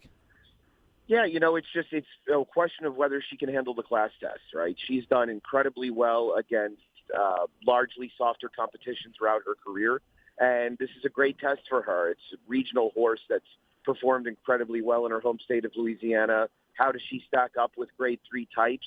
I think it's going to be a bit of an ask, but I also think she's a horse with a lot of talent, and I think you'd have to consider her a major win candidate. What she probably has as her biggest edge is the ability to go to the lead. So I think the instructions are going to be to try and take the race to everybody else, and that would be fine, I'd say, with hidden connections, pun intended, along with More and anybody else who wants to do their running a little bit later, because that'll establish a real pace. So I'm interested to see where Free Like a Girl stacks up with some nice open company horses, because she's definitely deserving of this opportunity. She's faced open company on occasion in the past, really without any success so far, but I think she might just be a more polished version this time around, and that adds a lot of intrigue. Trainer Ken McPeak has a pair of talented 4-year-old fillies entered into this year's Houston Ladies Classic. Your thoughts on those two? Speed figure-wise, they're not far off from where you need to be. So I'm intrigued by both. I think each have performed nicely lately at Oaklawn, and I could see Corningstone stepping up. I could see Dear Lady stepping up. Dear Lady's a filly that I thought was probably going to end up being better going shorter, and so I know I liked her when she ran at Saratoga last summer, and she proved very clearly that distance is her friend. So, I think each of them will get a nice setup as well. Corningstone could end up being a horse that if there's really no pace on from the inside, I could see her getting involved, and that might be something, that could potentially give her an edge. But I think each of them are horses that with a lot of upside. So for all of our listeners all over the country and really around the world, Nick, who are going to be playing the races at Sam Houston later this afternoon, give me your top 3 horses in the Houston Ladies Classic. Yeah, unfortunately, it's a little difficult to play our races, but hopefully you are either in Texas or in Canada. But, yeah, top 3, I picked Bella More on top, and Hidden Connection second, Free Like the Girl third. So 3, 7, 6 for me. Yeah, and the Houston Ladies Classic, by the way, 6:40 Eastern it goes as race number 10 on that program today, which, again, features a plethora of other stakes races, including the Grade 3 John B. Connolly Turf Cup, which is always fun, 1.5 miles on the grass. It will actually come after the Houston Ladies Classic. Another solid field here. Tell me more about this race. Yeah, really interesting group. Since we stretched this race out to 1.5 miles about 9 years ago, it has really delivered as a race with a big field on a yearly basis. This is the 4th consecutive year we've had a 12-horse field, so we're really excited about this race. And Mike Maker has won this race 7 times, and he's going to be well represented again with 4 runners. I actually picked Red Run, who won't be the most fancied of the Maker contingent, but is a horse that I think class-wise has been facing the best horses of anybody in here. He'll break from the far outside. We actually have a couple of recent winners from the Bob Bork Texas Turf Mile, which is a race that we run locally, named for the venerable former general manager and vice president of Sam Houston, who's, of course, is the father of Dan Bork, assistant racing secretary at Churchill Downs. So we have 2 winners from that race coming back. Red Run is one of them. Palazzi is the other. They look like horses with big chances in here. And Catch That Party, a New York bred for Mike Maker, who really effectively stretched out 2 starts ago and is taking the not-so-often seen cutback into a 1.5 mile race here, Mike, coming out of the 2 mile H. Allen Jerkins. You know, you mentioned the fact that it's difficult for people to play the Sam Houston races because of the situation with Texas racing right now, but I know there are a lot of listeners tuning in Texas, and you mentioned in Canada, that will be taking a shot at some of the names that you're mentioning here, and we hope that they do so because it is a really stellar card at Sam Houston tonight, or this afternoon, I should say. I keep saying tonight. Did this program used to be run at night? It did. It did for a period of time, yeah. Yeah, we moved it to the days on Sundays about, I want to say 5 or 6 years ago. Yep. And we're really, really excited this year. We have an NHC qualifier where we're going to give out at least 4 spots. And it's got the biggest field for a live money contest that we've ever had at Sam Houston. And we're also going to announce later today, so everybody out there has got a little bit of advance warning. But on April 6th, we're going to host the first ever Houston Betting Challenge, which is going to be a $2,000 entry fee live money tournament that combines our races with some simulcast races on a big simulcast Saturday anyway that includes the Bluegrass Wood Memorial and Santa Anita Derby. We're going to award a Breeders' Cup Betting Challenge spot and a couple more NHC spots in April. So make plans to get down to H-Town in early April. Yeah, that is awesome. And a great time to be down there too, right? Absolutely, yeah. We sweat quite a bit, Mike, to get some nice days in April. Yeah, that's very true. Nick, tell me about some of the other races. Are there other horses that you have your eye on earlier in the program? Yeah, I'm intrigued in the Groovy, which is the first stake race. Runs his race 7 by the far outside runner. Tis considered a second-time starter who was impressive on debut. He looks like a Texas bred that could have some ability. So interesting to see him stack up with Stakes Company. I'm excited to see that. And we're going to see weather-wise. We've not been dealt the best hand the last few days. It's supposed to be a really nice day today. Everything's cleared out, but it rained all night last night. So I don't know if we'll have any turf racing outside of the stakes. We'll announce that in a little bit. But yeah, I think Tis Considered in the Groovy is probably the one I'm most looking forward to seeing. Yeah, great afternoon in Houston, Texas. Sam Houston, race number 1 comes up at 2 o'clock Eastern, 1 o'clock local time. That's a 6-furlong maiden special weight. They will conclude with race 11, the John B. Connolly Turf Cup, which is a grade 3, 7:10 Eastern, 6:10 locally in Houston, Texas. Nick, really appreciate the visit here this morning. As always, thank you for all the support that you and the team give to us, and can't wait to hear you on the mic later today. Thank you, my friend. Pleasure's all mine. Talk to you soon. Great stuff. Nick Tammaro here on HRRN. When I come back, I'll turn my attention to trainer Bret Calhoun, who gets ready to saddle the morning line favorite Hidden Connection in this afternoon's Houston Ladies Classic. This is the Equine Forum, presented by TwinSpires on HRRN, horse racing's voice. Race to TwinSpires, where you can unlock a $25 risk-free bet. Just use the code HRRN25 when you sign up. And if your first bet doesn't win, TwinSpires will refund your account up to $25. Wagering on the app is fast with free past performances, insider picks, and power plays every day you wager. TwinSpires. Download the app today to earn your $25 risk-free bet. Void where prohibited. For terms and conditions, visit TwinSpires.com. Must be 18 or older, 21 and older where applicable. For help with a gambling problem, call 1-800-GAMBLER. The race is on at Sam Houston Race Park. Get in on exciting thoroughbred racing action every weekend. Join us Saturday, January 27th for the Houston Racing Festival with 5 stakes races, contests, a jockey trainer meet and greet, and more. Plus, Sam Houston is the place for live music and great drink specials every Friday, along with the best Sunday brunch around. Race in for all the excitement, starting with the Houston Racing Festival at Sam Houston Race Park. Visit shrp.com for details. Experience the excitement of Ontario racing with over $17 million in purses and programs. The Ontario Thoroughbred Improvement Program is loaded with TIP stakes, sales credits, purse bonuses, mare and foal incentives, and awards for both stallions and breeders. Visit tip.ontarioracing.com to learn more. That's tip.ontarioracing.com. It's time now to shine the spotlight on the Darley Taking the Reins Performer of the Week. But it's lights out for May Moon in a sparkling debut. It's a rainy day, but here's a ray of sunshine. May Moon romping home at first asking, wins by 7 easy lengths. May Moon, the son of Darley Stallion, frosted with that maiden-breaking score on debut at Santa Anita last Saturday by 7.5 lengths. A $900,000 two-year-old at OBS last year, he was named a TDN Rising Star and earned a 94 Beyer speed figure, along with the title of your Darley Taking the Reins Performer of the Week. Frosted's 8 greatest stakes horses in 2023 are best among all stallions, standing for under $30,000. They include Grade 3 winners Ice Dancing, Frost Point, and Jasper Crone. Frosted's fee for 2024 is $10,000 live full. Learn more about Frosted and all the Darley Stallions by visiting DarleyAmerica.com. You're listening to the Equine Forum on HRRN, presented by TwinSpires. Hidden Connection now with a sweep as they come past the quarter pole.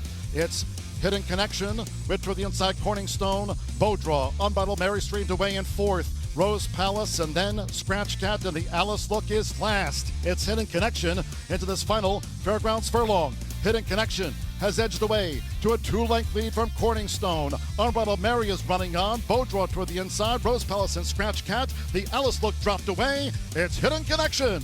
Hidden Connection wins the Spanky Broussard Memorial by 4. Corningstone was second. Unbridled Mary third, and Scratch Cat finished fourth.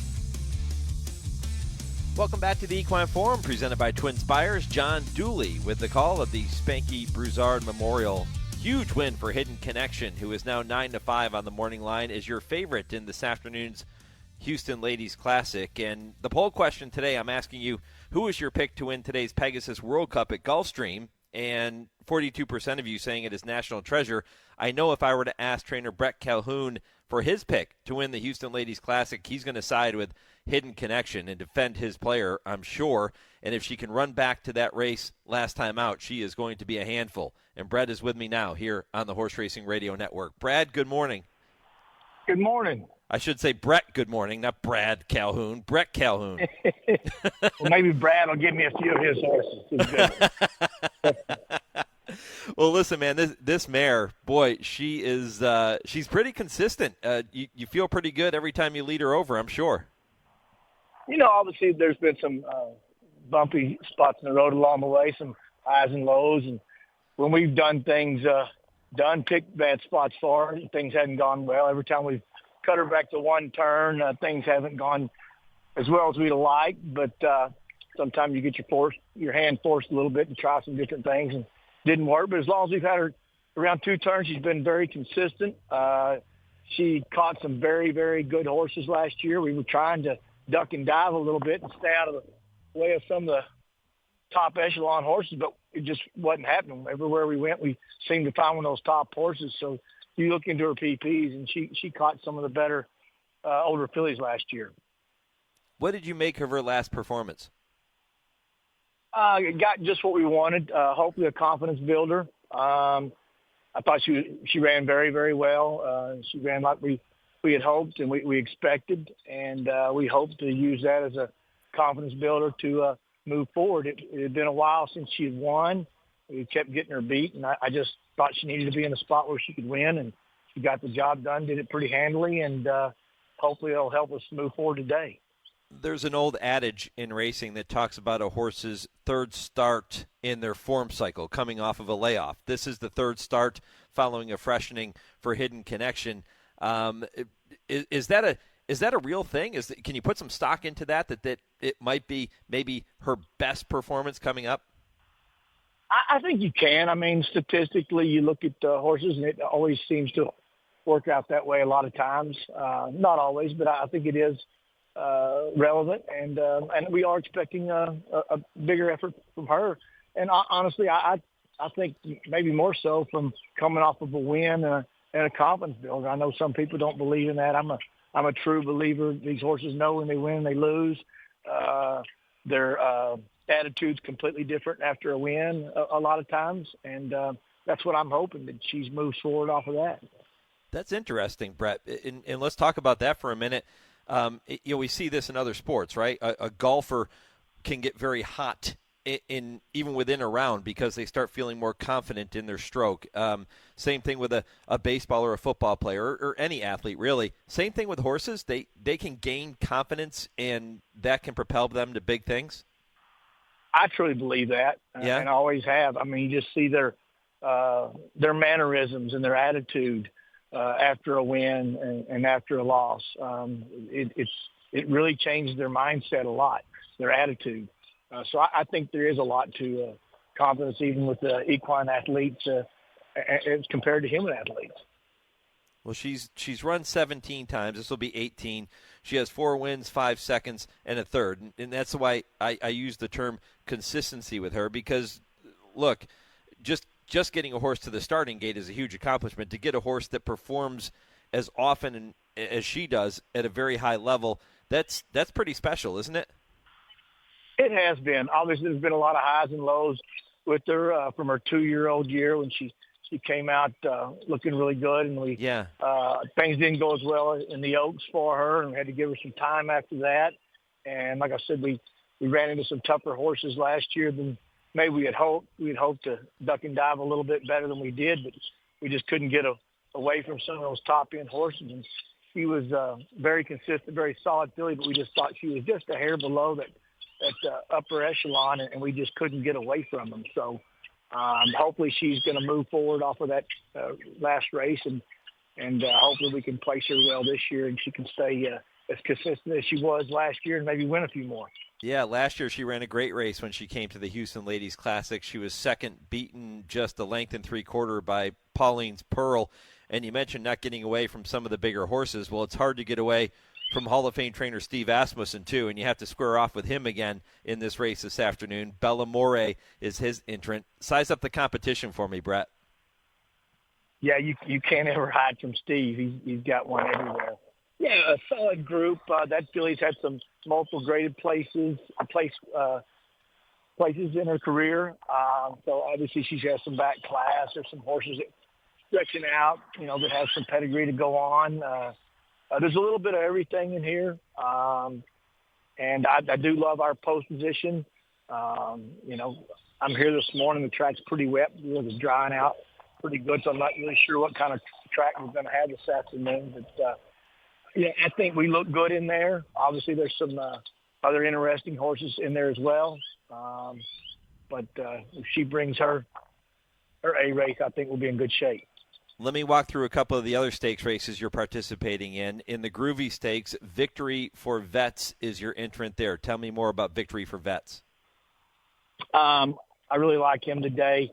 The last race, I was just searching to find a place to give him an out off a layoff, ended up in a grass race at the fairgrounds. He stumbled badly at the start, kind of got shuffled well back, and then made a good run down the lane. And he's coming to this race in good shape, and I look for a good effort there today. You had 3 horses entered in the Barra Last Stakes, which is race number 8. You have Too Much Kiki, Speak Softly, and Successful Path. Tell me about that trio. All coming in the race very good. Obviously, Too Much Kiki looks like the one in there. She's ultra consistent. She's a filly that's interesting. She's one that doesn't show you a lot in the morning. She knows when game day is, and you put her in competition, put her in the heat of the battle, and she always seems to come out on top, whether it be a work in the morning or in a race. She's just got a lot of class. We're looking forward to getting a little bit more distance. I don't think 5 or 5.5 has suited her that good. She's just been good enough to get up. So I'm looking forward to the extra 16th of a mile today. Successful Pass, I think, with a tighter racetrack last time. I think it was a little bit of a dull, tiring track that she was on, and I think if it had been a little faster track, she could have carried it a little bit farther. I think she's coming in this race very well. And the other filly really stepped up last time. I thought she needed to go long, and we had an opportunity to run her against Texas Breds. We dropped her back to 3/4, and she was like in a 13 post, and just went gate to wire. It was just really a big step forward for her. So, I think she fits well in there and deserves a chance in there today as well. the Bret Calhoun empire of horses is also represented at Oaklawn later today in the 5th season stakes with Kupuna. Tell me a little bit more about that race. Now we're going to have a sloppy track over there as well today. Good thing about it, he's run very well there. He seems to like that track.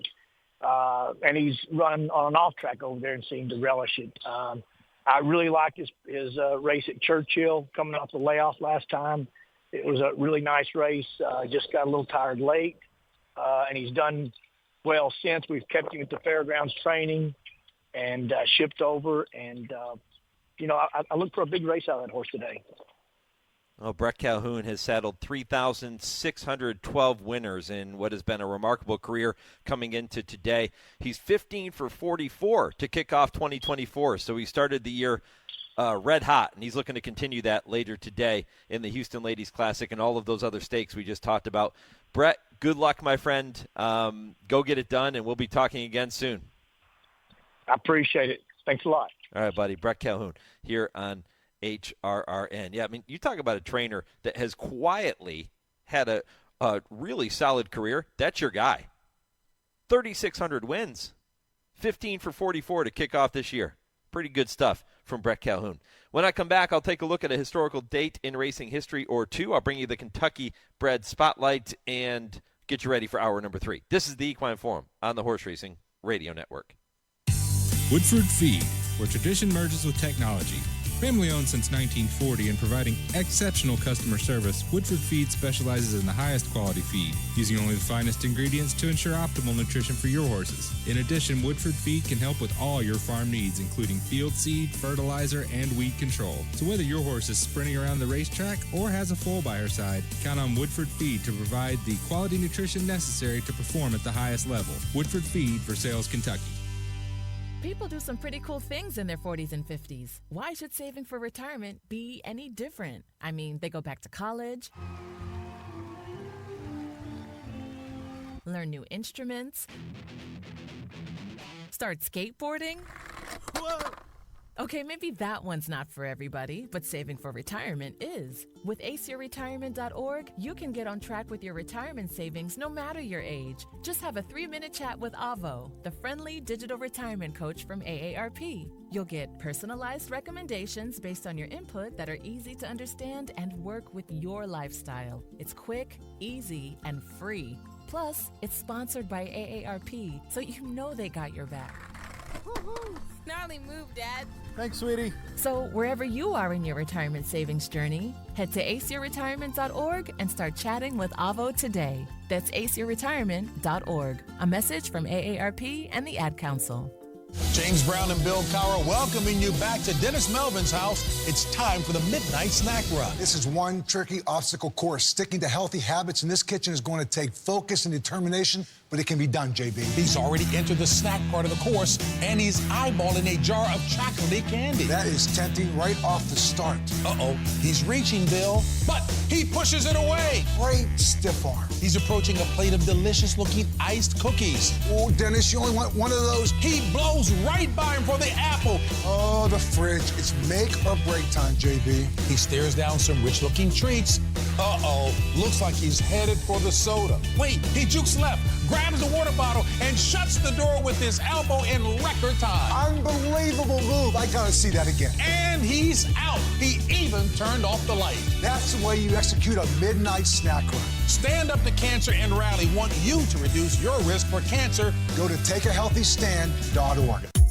Want to get the latest HRRN content directly on your computer or mobile device? Then subscribe to our podcast using the Podbean app or Apple Podcasts. Just go to hrrn.podbean.com on your computer and click follow, or download the Podbean app and search HRRN. You can also find us on Apple Podcasts and listen to our latest episodes anytime. Don't miss a thing. Subscribe to our podcasts today.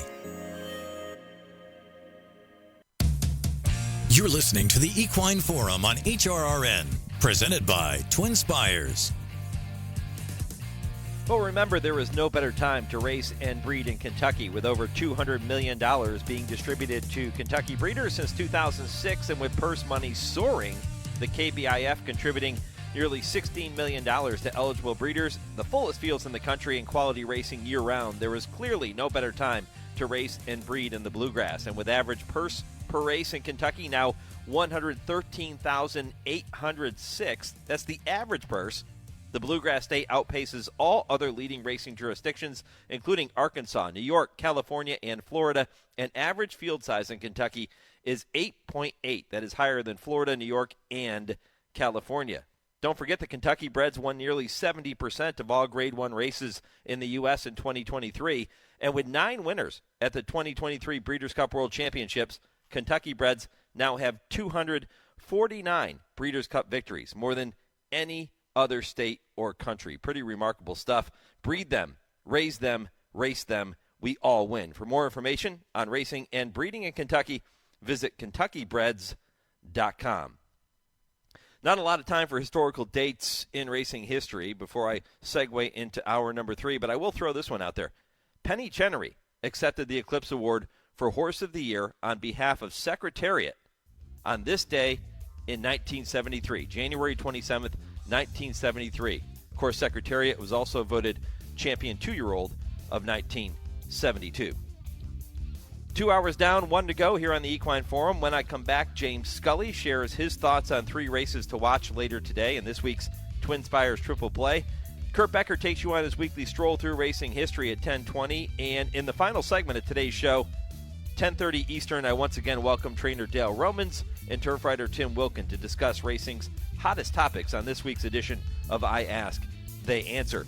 If your local station is leaving us at this time, continue listening to the third hour of the program nationwide on Sirius 162, XM 207, in the Louisville, Kentucky market on ESPN 680 or at horseracingradio.net. Hour 3 of the Equine Forum is next after I pause 10 seconds for station identification. This is the Horse Racing Radio Network.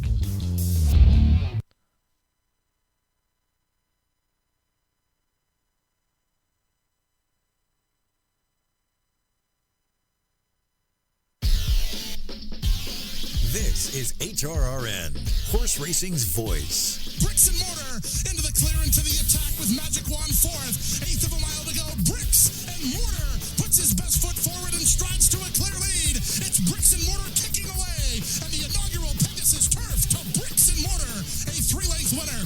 Midnight Bisou's now bearing down on the outside. Heaven has my Nicky moonlit guarded, but here comes Midnight Bisou with a late push, and Midnight Bisou shines brightly in the Houston Ladies Classic. Welcome to the Equine Forum, presented by TwinSpires. And it's Bigger Picture leading the charge. Center of the track, Green Grass of Wyoming, Oscar nominated, one final surge, but they won't stop. Bigger Picture to win the John B. Conley. And they're into the stretch, and it's the Breeders' Cup winner. It's Arrogate in front, leading by 3 with 1/8 of a mile to go. Shaman Ghost is trying to get into second. Then Neolithic. Back fourth is Noble Bird, followed by Keen Ice. But what a race! What a sport! What a horse! Arrogate romps in the Pegasus. He won it by 3.5. Now here's Mike Penna.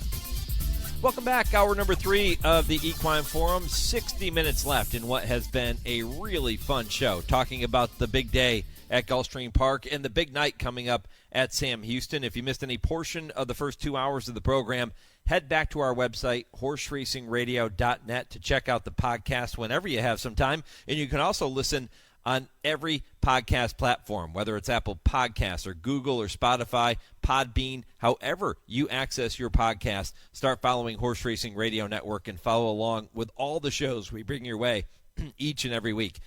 Okay, well, the TwinSpires Triple Play is going to kick off hour number 3. It will be followed by Kurt Becker's Stroll Through Racing History at 10:20, and at 10:30, Dale and Tim will join me for I Ask, They Answer. But it is time now to welcome my good friend James Scully for the TwinSpires Triple Play. James, happy to have you on board. Looking forward to talking about some racing at Gulfstream. All 3 races you have selected are all stakes, and they are all from the Sunshine State. They are. It's a dynamite card at Gulfstream. Really kudos to them. You get a 13-race program. One race drew 9, 2 races drew 10, and the other 10 drew at least 12 horses. So all 13 races have some betting appeal just based on field size and, some really competitive races. I think there is a, potential in graded stakes. You see some favorites winning, their class rises to the top.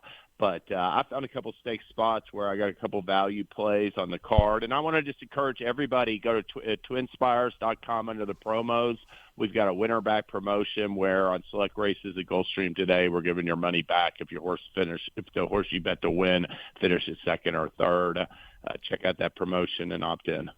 You have selected race number 9. The Grade 2 Inside Information is the first leg of this week's TwinSpires Triple Play. We will then go to the Grade 3 Fred Hooper, which is race number 11, and we'll wrap it up with race 12, the Pegasus World Cup Turf Invitational. But the Inside Information, 7 furlongs on the main track. It features the defending champion in this race, Mary Quite Contrary, 2-1 morning line favorite there. Does she make it 2 in a row? No, I'm going to play against her. I thought she was much sharper last year coming into this race. I didn't like the Rampart that much. I thought it was sort of a workmanlike effort. None of those other rivals are back in this field. I'm even a little bit dubious of the some of these fillies from the Sugar Swirl.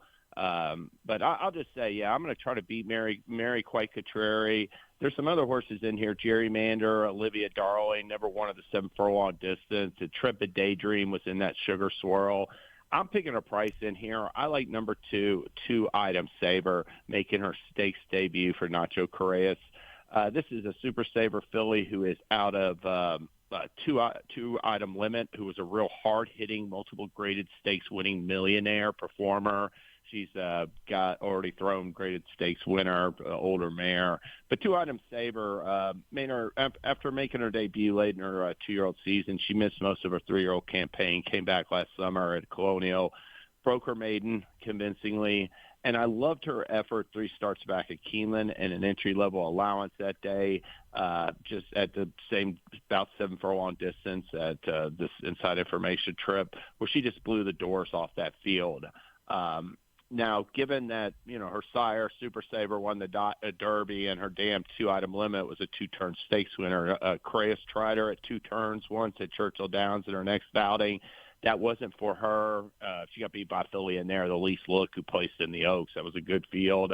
But came right back last time at Turfway Park and won a nice allowance, rallied to win over the synthetic. I think she's a lot better on the main track. And one thing about 2-Item Saver is went back through her works throughout her career. She's never been a real good workhorse, but you can just see, since her form has improved this fall, she started lighting up the work tab, worked some real strong works in the last couple months, got a good half-mile drill over the Gulfstream Park track.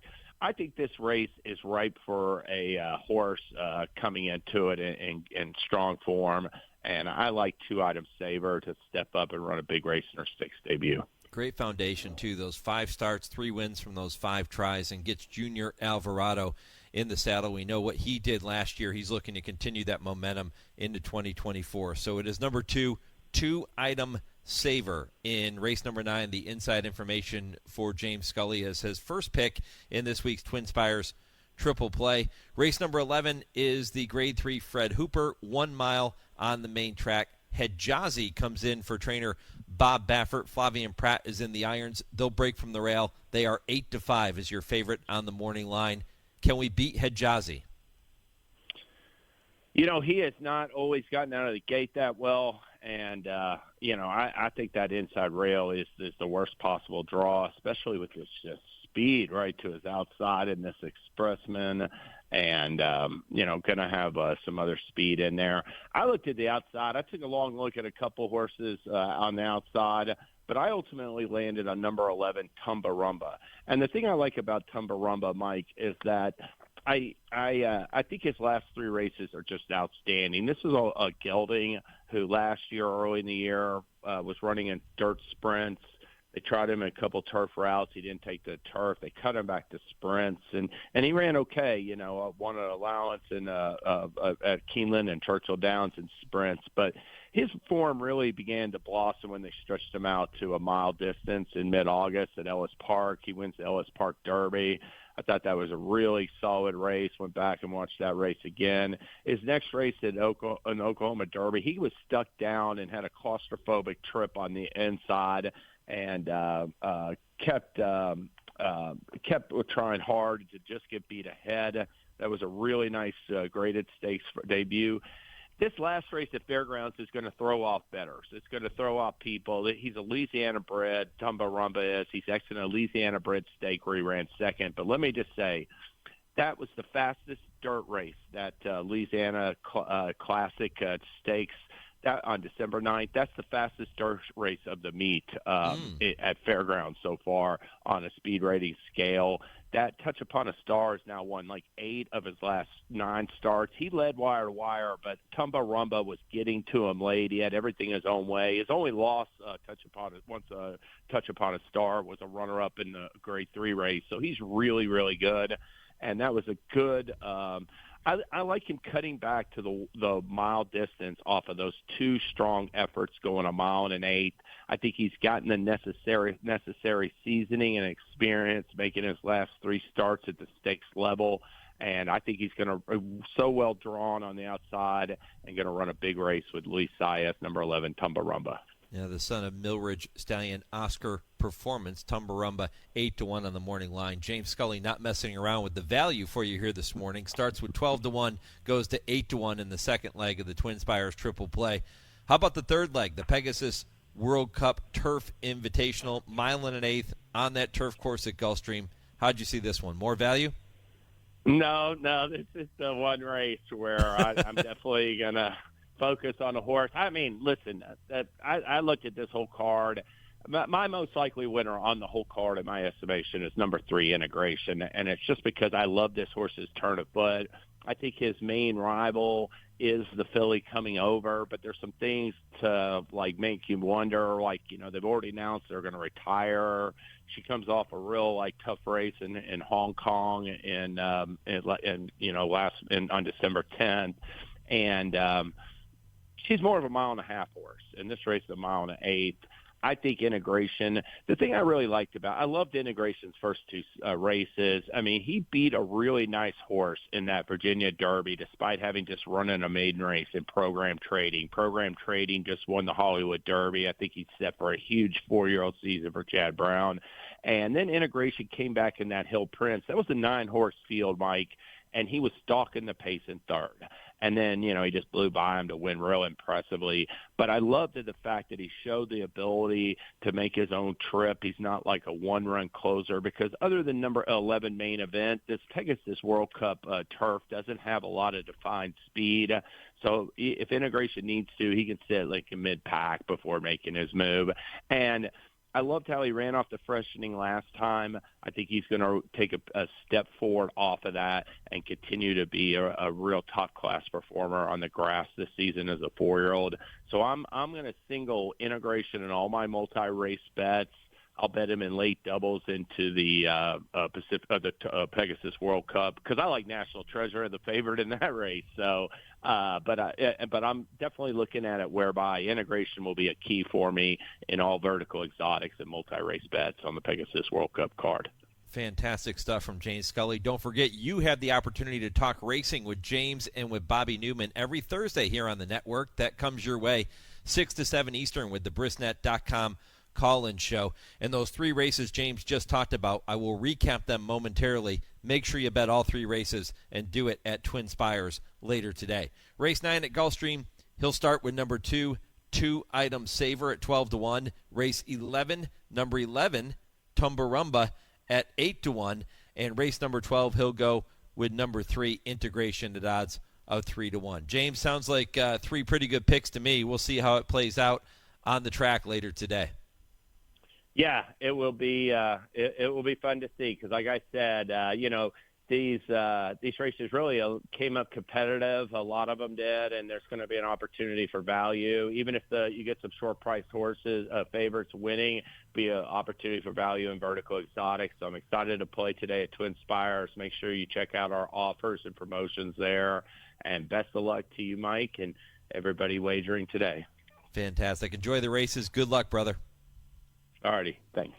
All right, James Scully with the TwinSpires Triple Play. Coming up next, Kurt Becker takes you on his weekly stroll through racing history. And at 10:30, Dale Romans, Tim Wilkin will both be here for this week's edition of I Ask, They Answer. This is the Equine Forum, presented by TwinSpires on HRRN.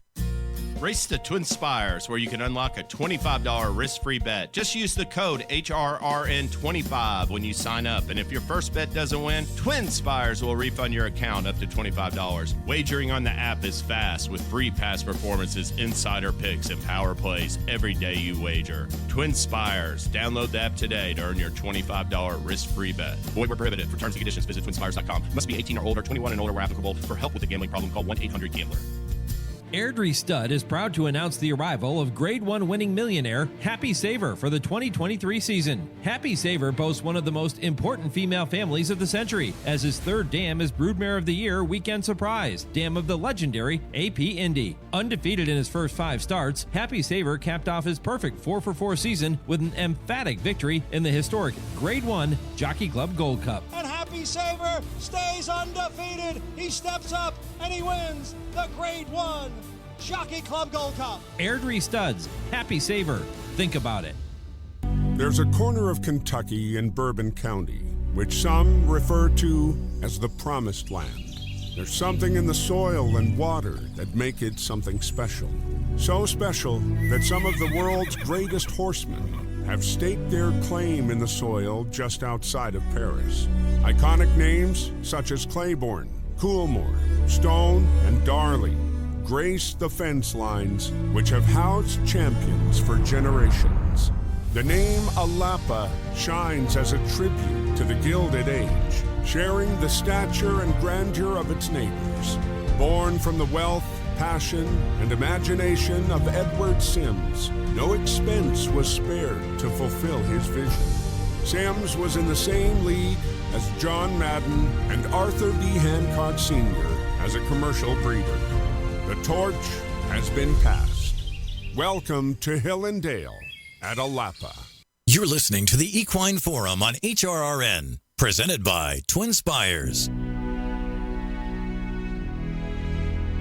Hello, I'm Kurt Becker. Thanks for joining me as I take another stroll through racing history presented by Keeneland. He was the son of a Triple Crown winner, and he won 2 legs of the Triple Crown himself, giving a legendary farm its long-awaited Kentucky Derby victory. His name was Swale. Foaled on April 21st, 1981 at Claiborne Farm in Paris, Kentucky, Swale was from the second crop by Triple Crown winner Seattle Slew. His mother was Claiborne homebred Tuerta, and in fact, Claiborne had bred his first 3 dams. Arthur B. Hancock, the founder of Claiborne Farm, was born in 1875, the same year as the inaugural running of the Kentucky Derby. Claiborne was founded in 1910. Mr. Hancock had the pleasure of breeding Kentucky Derby winners, but they were colts he had sold as yearlings and which had raced in the Derby for other owners. His son, Arthur B. Hancock Jr., better known as Bull to his friends, bred and raced dozens of champions in his lifetime, but he neither bred nor owned a winner of the Kentucky Derby. The story goes that when Tuerta was foaled in 1970, Bull Hancock was disappointed that she was a filly and not a stud colt. He was further disappointed when told she had just one eye. Yet she would be the final stakes winner which he would see race for Claiborne, as he died of cancer in 1972, just 2 months after Tuerta won the Blue Hen Stakes at Delaware Park. It was for that reason that Bull's son, Seth Hancock, chose to keep Tuerta in the Claiborne Broodmare band after his father's passing. She had become a sentimental favorite of the Hancock family. As for Swale, the staff at Claiborne remembered him as a suckling that liked to flop down and go to sleep. He would find a dip in the ground, nestle himself into it, and could often be found snoring away with contentment. That snoring baby colt would grow up to be a Kentucky Derby winner. The date was May 5th, 1984. The trainer was Woody Stevens. The jockey was Lafitte Penkai Jr. Racing for a partnership which included Claiborne Farm, William Hagen Perry, Peter Brandt, Edward Cox, and Seth Hancock and his sister Dell, Swale rolled into the stretch at Churchill Downs, and Mike Battaglia had the call. They're into the stretch. It's Swale Swale in front by 2. In the center of the track, fight over. On the outside, it's at the threshold. Coach meets Chad, now takes fourth. Tennis Lights Magic on the extreme outside. Gate Dancer with Valley Time. They're nearing the finish. It's all Swale. He's there by 4 lengths. On the outside, Coach meets Chad second. At the wire, it's Swale winning the Derby. Gets it by 3 lengths. Carrying the golden orange silks of Claiborne Farm, Swale had given Claiborne its first Kentucky Derby winner. Seth Hancock paid tribute to his late father, saying, "This Derby is his Derby." After finishing off the board in the Preakness, Swale returned and gave a sterling account of himself in the Belmont Stakes. Marshall Cassidy calls him home. It is not a fast pace, can't be in this heat. Swale, the favorite, continues to lead the way by about a half length. Minstrel Star on the outside, second by about a length.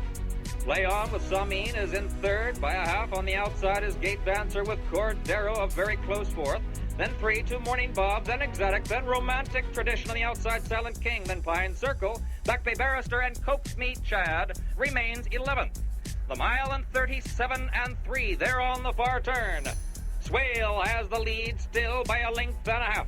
Play On now making a move, has come into second. On the outside is Gate Dancer also advancing. Gate Dancer alongside Play On, but they're still a half off of Swale, and they're at the top of the stretch. Swale with Pinkai continues to lead the way by a length and a half, now advancing to 2.5. Play On, Gate Dancer on the outside, and Morning Bob on the rail is a close fourth. They're at the 8th pole. Swale still leads. That lead is going out now to about 4 lengths. Morning Bob on the rail, joined on the outside now by Pine Circle, moving up quickly. Pine Circle takes second as Swale leads to the wire. That victory would secure honors for Swale as Eclipse champion 3-year-old colt of 1984. But regrettably, he would never race again, having died just 8 days after his Belmont win, following a morning gallop at Belmont Park. A post-mortem revealed scar tissue in the heart, indicative of an irregular heartbeat, which proved fatal. Racing historian Ed Bowen once wrote that seeing Swale win the Kentucky Derby for Claiborne brought several images to mind. The vaguely remembered grace of the Old South, the heady whiff of multi-million-dollar deals, and the salt and blood of competition. We remember Swale, who rose to glory in the Spring Classic some 40 years ago, and who gave Claiborne Farm a sentimental win for the ages. Please join me again next week when I take another stroll through racing history presented by Keeneland. For HRRN, I'm Kurt Becker.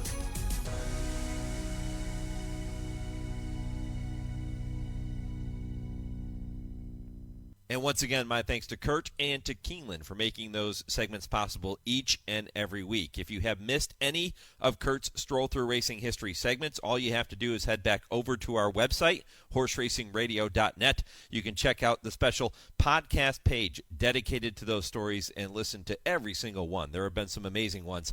Go back and listen at horseracingradio.net.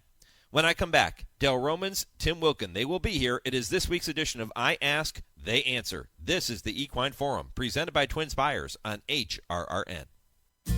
Race the TwinSpires, where you can unlock a $25 risk-free bet. Just use the code HRRN25 when you sign up. And if your first bet doesn't win, TwinSpires will refund your account up to $25. Wagering on the app is fast with free past performances, insider picks, and power plays every day you wager. TwinSpires. Download the app today to earn your $25 risk-free bet. Void where prohibited. For terms and conditions, visit TwinSpires.com. Must be 18 or older, 21 and older where applicable. For help with a gambling problem, call 1-800-GAMBLER.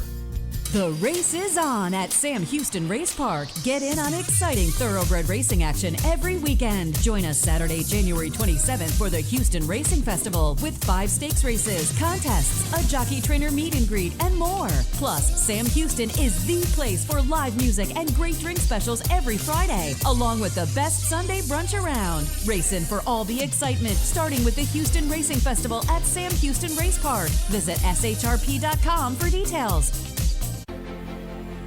There are plenty of thrills at Gulfstream Park with live thoroughbred action Friday through Sunday and simulcasting 7 days a week. Join us on track for weekend stakes races, dine trackside in 10 Palms with an elevated view of the track, and grab a cool cocktail in the Carousel Club. For reservations, tickets, and more, head to GulfstreamPark.com. Catholic Boy, a Grade 1 winner on both dirt and turf, including this romp in the Run Happy Travers Stakes. He's so impressive today, the others didn't even have a prayer. This 6-time graded stakes winner was the fastest 3-year-old of his crop over 10 furlongs. Now his first runners are hitting the track. Dual surface Grade 1 winner Catholic Boy, standing at Claiborne Farm. This is I Ask, They Answer on the Equine Forum on HRRN. Sensational fractions here for Azeri, who comes to the top of the stretch with the lead a length and a half. Bailey is now asking a lot more from Imperial Gesture, but she is still second as the field turns for home. Take Charge Lady is toiling on the inside. Vardamiga still 6 lengths behind. Mandy's Gold Star, 1 furlong to go. Azeri still there, and she's pulling away. Azeri by 3, and now by 4. She has left Imperial Gesture reeling, and Vardamiga too much, way too late to get to the discount champion, Azeri. Well, happy anniversary to the brilliant Azeri. Tom Durkin had the call of the 2002 Breeders' Cup Distaff. It was 21 years ago today that Azeri was voted Horse of the Year, one of only 6 females to ever receive that honor. Today we pay tribute to those remarkable distaffers. Plus, what does Bob Baffert's dropping of the Medina Spirit Appeal mean for the Hall of Fame trainer going forward? And Dale and Tim will look back on Thursday night's Eclipse Awards and share their thoughts on some of the biggest surprises. Those topics and much, much more are straight ahead on this week's edition of I Ask, They Answer with trainer Dale Romans and turf writer Tim Wilkin, and all presented by the University of Louisville Equine Industry Program and the College of Business. And it all starts just 30 seconds from right now.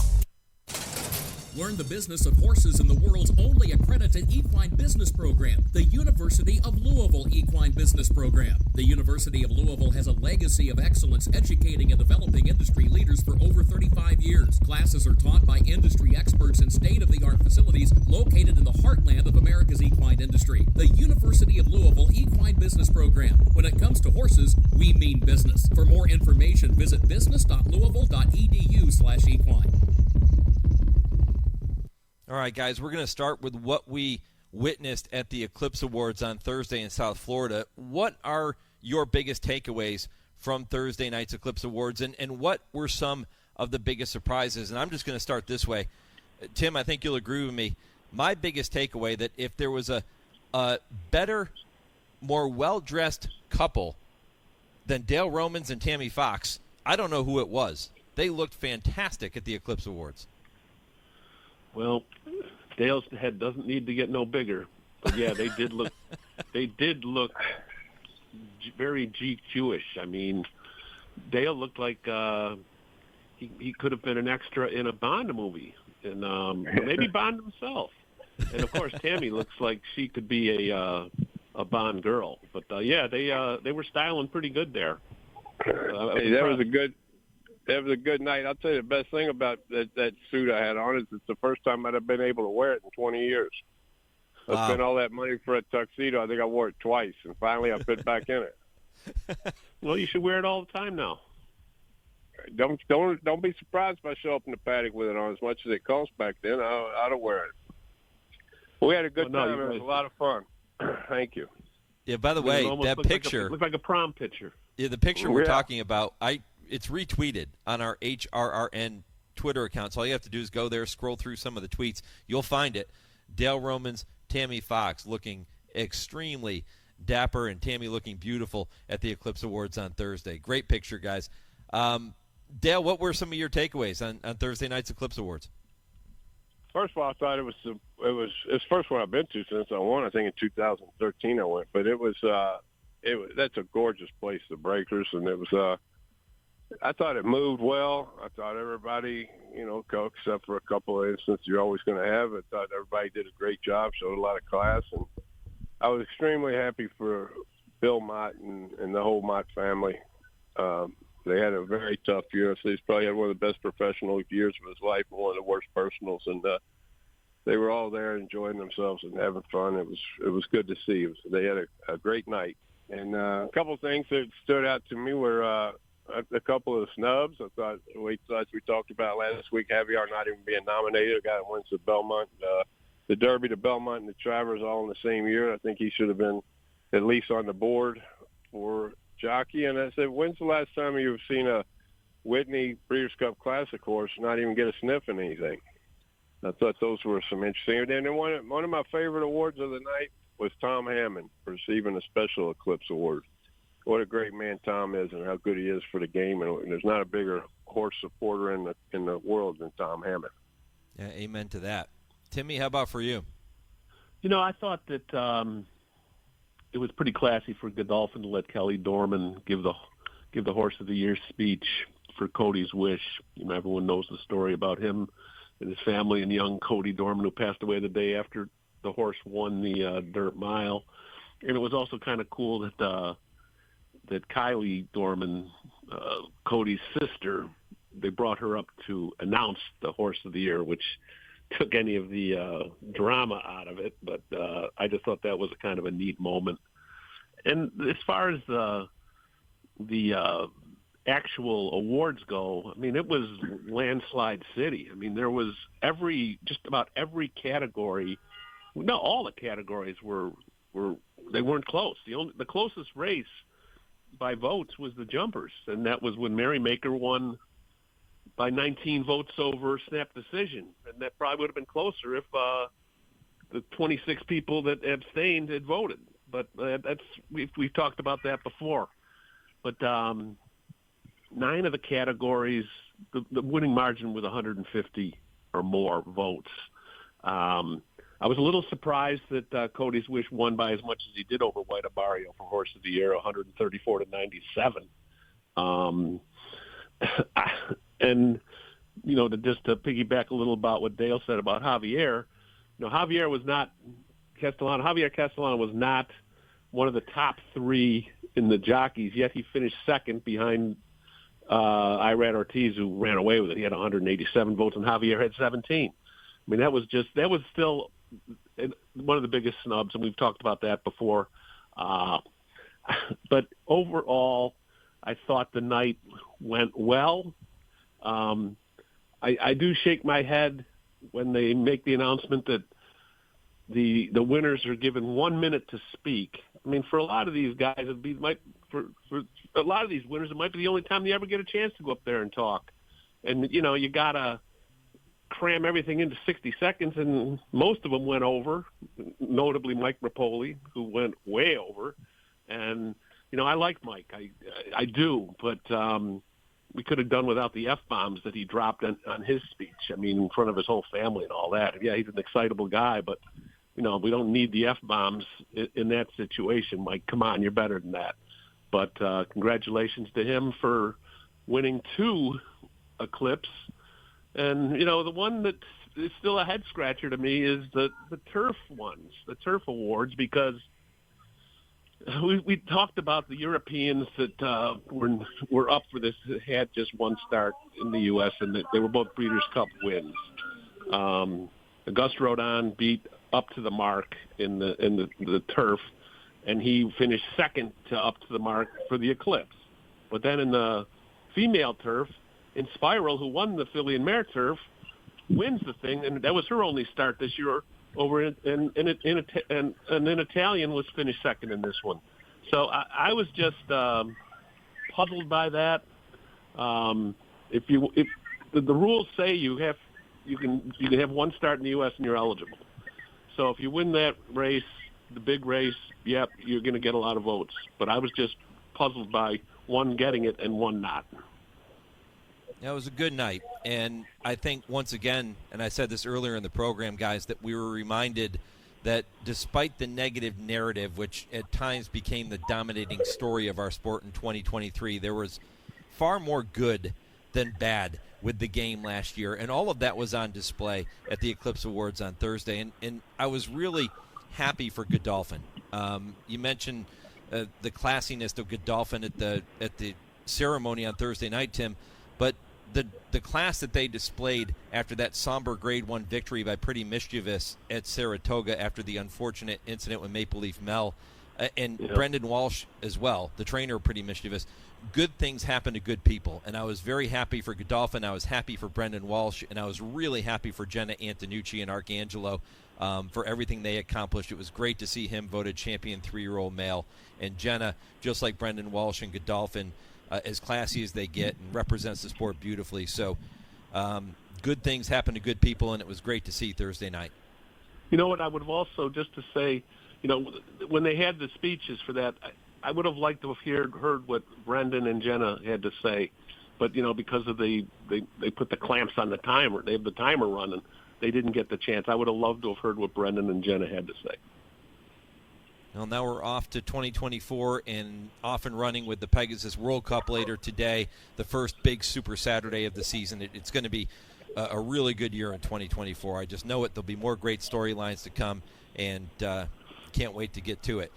Guys, the second topic here this morning comes via email from Ed in Kentucky. And by the way, if you have a topic for Dale and Tim, email the show, mike@horseracingradio.net. They love to hear from our listeners, and we'll get it worked into the show for you.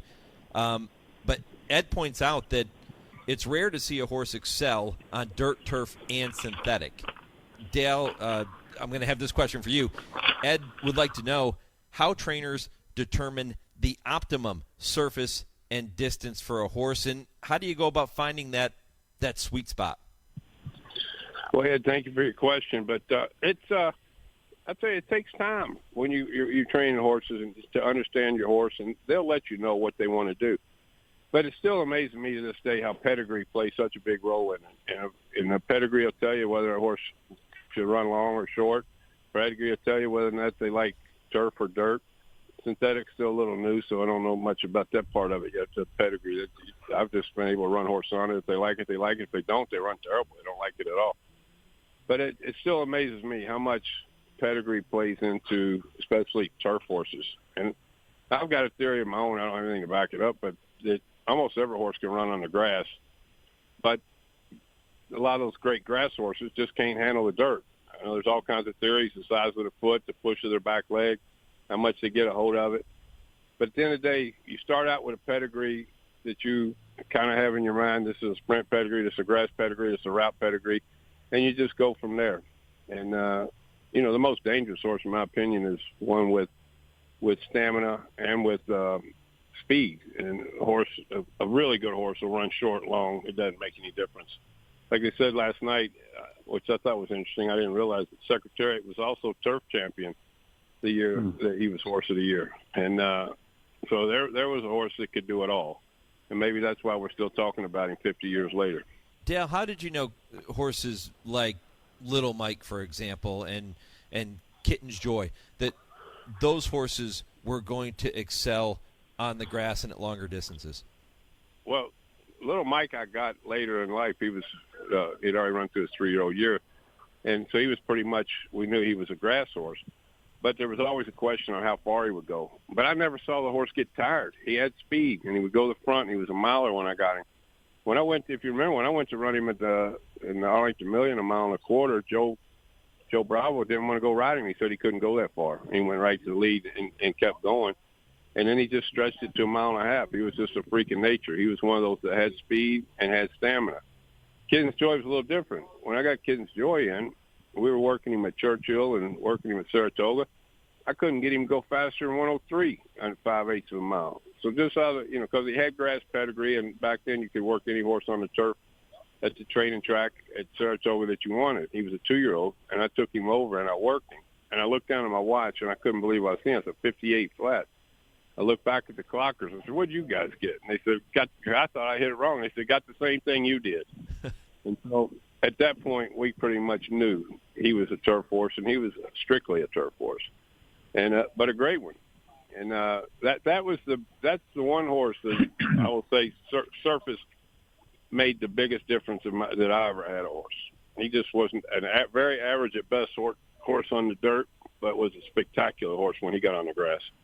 And Timmy, Ed also had a portion of his question for you. He was asking if you can recall horses that found their sweet spot later in their career, such as a horse like Cigar, who after that mediocre career on the grass was switched to the dirt and became a monster. Are there horses that come to mind when you think back on those types of scenarios? Well, looking at that question, Dale already touched on the Secretariat. I mean, when he was the last two starts of his career were on grass. I mean, he I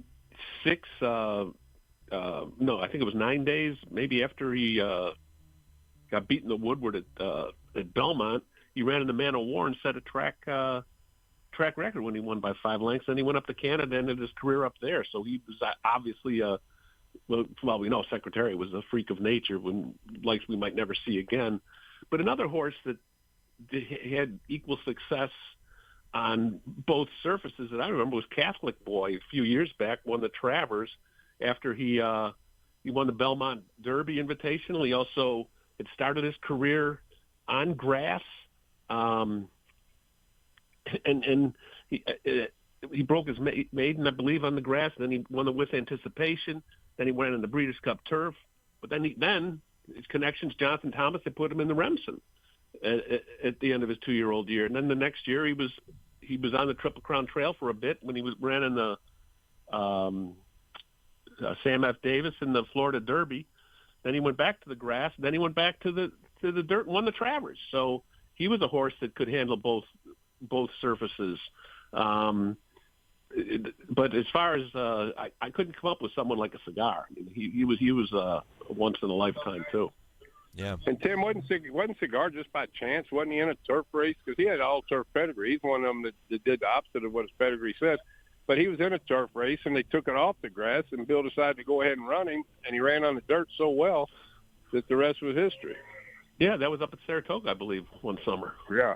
I don't think that Bill had ever planned on actually running him on the dirt, but when it came off and a lot of horses scratched, he gave him a shot, and, of course, we know what happened after that. Who knows what would have happened if it stayed nice, if it stayed on the grass? Who knows? Right. Would have ever gotten a chance on the dirt? Because we get a little pedigree blind sometimes and think that pedigree's the end all. Well, every once in a while there's one that'll surprise you. Yeah, he certainly showed us on the dirt, didn't he? Yes, he did. Ed, that was a fantastic topic. And, again, if you have a topic for Dale and Tim, simply email it, mike@horseracingradio.net. Email it to me, and I'll get that worked into the program for you. And Dale and Tim love to hear from our listeners. So if any topic you want them to debate or talk about, shoot it over to us, and we'll make sure we get it worked in for you. Guys, moving on to the next one, and this is a big one. Tomorrow actually marks, believe it or not, the 45-year anniversary of Bob Baffert saddling his first career winner. That victory came at Relito Park in Tucson, Arizona, with a horse named Flipper Star. Well, the Hall of Fame trainer was back in the news this week announcing that he and owner Amir Zidane are dropping their appeal of Medina Spirit's 2021 Kentucky Derby disqualification. Monday is the deadline for all Derby hopefuls trained by Baffert to be moved to other trainers as his ban from competing at Churchill Downs continues through the end of 2024. What does the dropped appeal mean, if anything, for Baffert going forward? Dale, you want it first? Yeah, I'll take this one first. First of all, I can't believe that Baffert and his attorneys didn't cut a deal with Churchill right off before he dropped it, when he had some leverage. But he went ahead and dropped it, and then an hour later Churchill said, well, we don't care, it doesn't matter. It's time for Churchill to give up the grudge, and let's move forward. We talked about unity last night at the Clips Awards, everybody who got up there, everybody working together. The game is better with Bob in it. The Derby is better with Bob in it. Churchill needs to give up their grudge, let Bob back in. Enough is enough. Tim, do you think we're ever going to see Bob Baffert's name in the Kentucky Derby program again? For the sake of the game, I hope so. But I don't know. Churchill, Bob gave him the olive branch with this. Let's move on from this. But Churchill, they just can't let this go. He's already served his time when he had the suspension, the 2 years. That was up. And then they said, okay, let's give him more time. For what? Because there's a personal vendetta against Bob Baffert here. There's no doubt in my mind with that. And I think they just don't want to have him be part of their 150-year anniversary celebration. Bob Baffert is the Kentucky Derby. He's won the Triple Crown twice. I mean, for this thing to keep dragging out is just something that is wrong. And, a lot of people don't like Bob because of this, because the narrative is puts this in the even worse light for him. But Bob Baffert knows how to train a racehorse. He knows how to get a 3-year-old ready for the Kentucky Derby. And it's sad that our biggest race isn't going to have the guy that does it better than anybody else. And I think it's just it's a crime on Churchill's part that they're letting this keep going. Couldn't agree more. Yeah, well, hopefully this gets this gets resolved at some point in the future. It would be great to see Bob back at Churchill Downs, not just for the Kentucky Derby, but all of the big races that Churchill hosts throughout the year. And his ban currently goes through 2024, and we'll see if it's lifted at the end of this year, but it will not be lifted for this year's Kentucky Derby. All right, it is that time of the show where we say hello to our friend Nick Zito, and you guys get to tell me if the following statement is right or wrong. Yeah, right or wrong. Am I right? What do you think? Right or wrong? All right, well, it involves today's $3 million Pegasus World Cup, which showcases a pretty well-matched field of 12 older horses. But, guys, the presumptive leader in this division, White Abarrio, has chosen to bypass the race in favor of the Saudi Cup on February 25th. Tim Wilkin, is that decision right or wrong? Yeah, right or wrong. Am I right? Of course it's right. I mean, I don't blame them for going to Saudi. I'll give you 20 million reasons why you can go to Saudi. Why not run them both? Huh? Why not run them both? He'll win them both. Well, it's 4 weeks after the Pegasus. Yes, you could run in both. But the climate of today's horse racing world, more time between races is better. We don't have the iron horses of years past. And I know 4 weeks is more than enough time you would think for a horse to recover. But then again, you're making that you run the Pegasus, then you got to run over to Saudi. How much does the trip over take out of someone if he has to have an optimum effort in the Pegasus? To me, personally, of course, I'd rather see him run in the Pegasus because it's on our soil. But it's a business, and it's a $20 million purse over there, and if they just want to run in one, they're going to run in that one because the winner gets $10 million. This is only the fifth running of the Saudi Cup, so yeah, I agree with them. They're thinking because they want to win the biggest pot that they can, and they want to have their horse in peak condition. And he hasn't raced since the Breeders' Cup. But to have to race then in the Pegasus and then the Saudi Cup, maybe they think it's too much on the horse. Got to respect their decision. Well, who am I to question trainer Rick Dutrow? The next horse I saddle is going to be my first. But Dale Romans, you've saddled plenty. Wouldn't you want a prep race going into a big race like Saudi Arabia? Well, I've talked to Rick about this, and I would never question Rick. If anybody knows their horses, he does. And he just felt like 4 weeks wasn't enough. The timing wasn't good from the Breeders' Cup to have a tough race here. Rick will have him ready in Saudi and probably go to Dubai from there. 2 big money races. It is a financial thing. And, don't question Rick because he knows his horses. And believe me, he doesn't have problems. He's one of the few to run them back quick. But for this particular horse, he felt like the time was good to give him more time. And he thought if he gutted him here running and wheeled him right back, it would be too short between with 4 weeks on this horse. So I'm going to say the decision is right. Time will tell. Funny, I remember going up to the Breeders' Cup as we were leading up to the Breeders' Cup on this show. We actually talked about whether or not it was the right move to bring White Abarrio in to the Breeders' Cup Classic off of that long layoff, and it proved to be the absolute right decision. So, yeah, I guess you guys are starting to sway me in that corner. I thought White Abarrio, I thought they should get a prep race into him before going to Saudi Arabia, but I think this longer layoff stuff seems to work for him, and Rick Dutrow knows what he's doing. So we're going to bring that segment back again as part of the show next week with Nick Zito. But we have one more topic to get to before Dale and Tim make their final point of the week. And this one, guys, is going to be fun. It was 21 years ago today that Azeri became the first female since Lady Secret in 1986 to receive the Eclipse Award for Horse of the Year. In total, 6 females have been voted Horse of the Year. All along, Lady Secret, Azeri, Rachel Alexandra, Zenyatta, and Harvard de Grace, most recently in 2011. On this anniversary, I thought it would be kind of fun to spend a few minutes remembering Azeri and those other brilliant distaffers who achieved our sport's highest honor. So, Tim, I'll come to you first. What things come to mind when you hear those names I just mentioned? They're all Cadillacs. You know, these horses, these ladies were just phenomenal race horses, each and every one of them. They're all in the Hall of Fame except Harvard de Grace.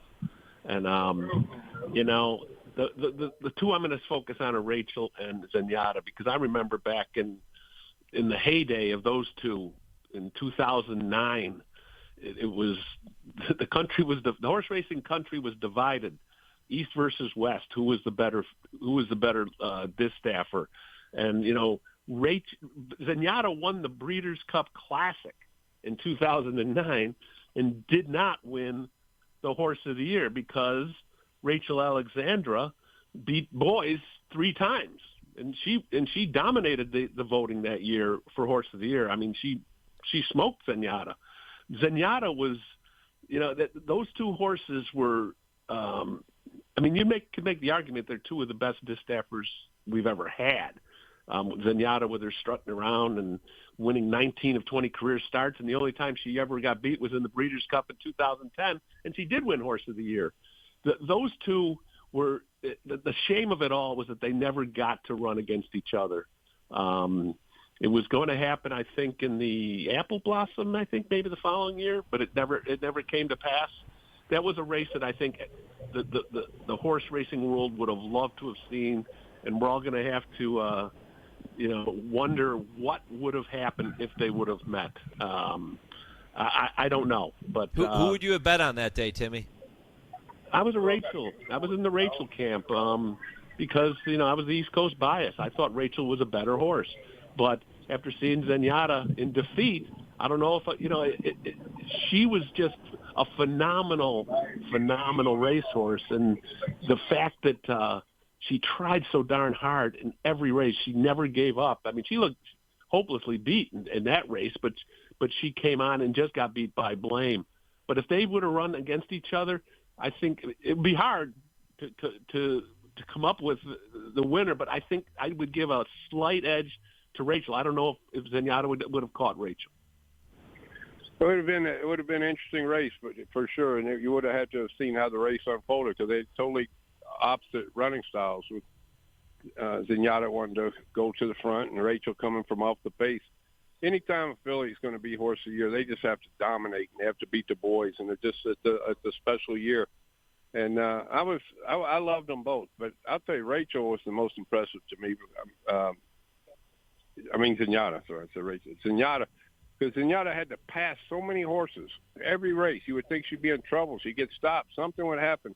But every time she found a way to get up at one time. And she ran a spectacular race that day. That was one of the great Breeders' Cup Classics of all time. But all those fillies are special. All of them. Harvard de Grace needs to be in the Hall of Fame. They all should be in. If you're going to dominate the sport and be Horse of the Year and be a filly, there's only been 6 of them and 2 2-year-olds. All those horses should be in the Hall of Fame. Yep. The thing about Zenyatta is that John Sheriff's really made a conscious effort to share that horse with the public. I remember the day after she lost the Breeders' Cup at Churchill.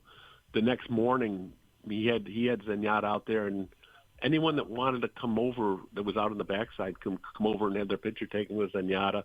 And I remember seeing it going on, and then I went to go talk to someone else. Come back a half hour later, she was still out there. So John did a class job. He's a class guy anyway, but he did a class job with the way he wanted Zenyatta to be shared with the public. But all those fillies, I mean, those horses were just phenomenal in their own right. Happy anniversary. Happy anniversary to the brilliant Azeri. 21 years ago today, voted Horse of the Year.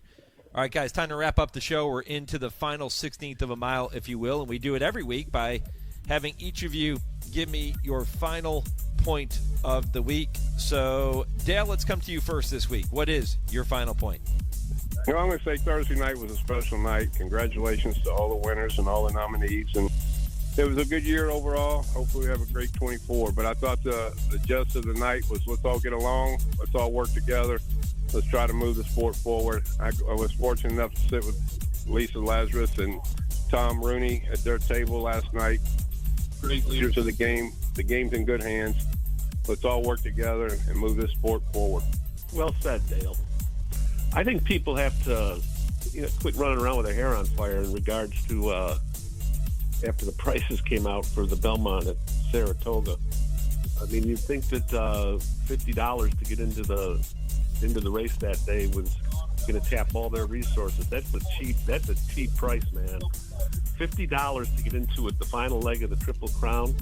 You can't deal with that. I mean, look at some of the other prices. Look how much you got to pay to go to the Pegasus. Like almost triple that, isn't it? But and also relax on the New York Racing Association not allowing people to bring in alcohol like they can during the regular Saratoga meet. This is the same protocol they have at Belmont when the Belmont Stakes is down at Belmont Park. This is not going to be an average day at Saratoga. This is a final leg of the Triple Crown. Relax, people. It's a bargain that you can get in for $50, and the other days, I think it's 30 on Friday and 10 on Thursday and Sunday. So, come on, people, relax a little bit. This is the big league now. Well, Dale, Tim, I want to say this to wrap up the program here. I'll give my final point this week, which I rarely do, but in honor of what we saw at the Eclipse Awards on Thursday night and all of those great storylines that took place, I want to thank each of you for taking time to be with me every single Saturday morning on this show, because what you bring to the table for our listeners, each of you, is unparalleled, and I know everybody really enjoys it, and I just want to say thank you to each of you. Thank you, buddy. We'll do it again next week. All right, guys, if you have a topic you want to hear Dale and Tim discuss, email that topic to me, Mike@horseracingradio.net, and we'll get it worked into the show for you. I Ask, They Answer is presented every week by the University of Louisville Equine Industry Program and the College of Business. I'm back with more. This is the Equine Forum on the Horse Racing Radio Network, where racing comes to talk. Hi, Tony.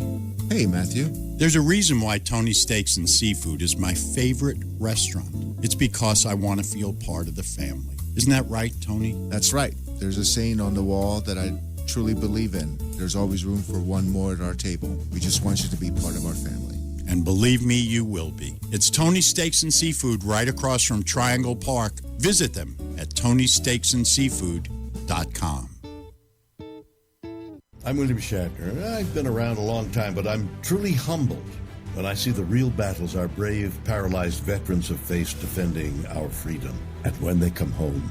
I had just come home from serving over in Germany. Next thing I know, it was 3 weeks later. I was paralyzed. While parachuting with my platoon, my parachute didn't open. I broke my neck. It left me paralyzed for the rest of my life.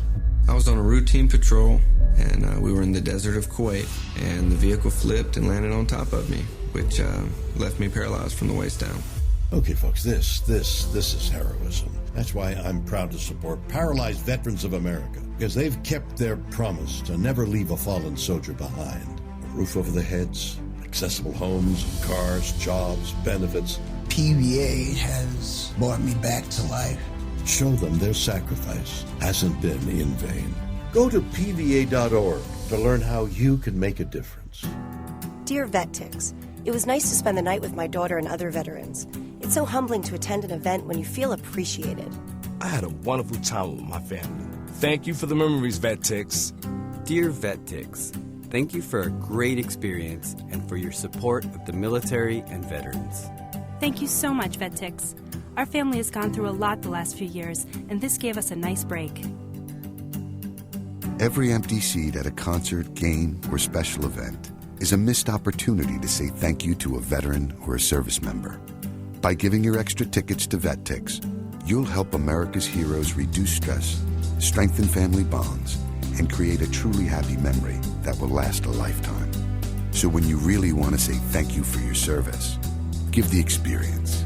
Give the memory. VetTix. Give something to those who gave. For more information on how you can make a difference, go to vettix.org.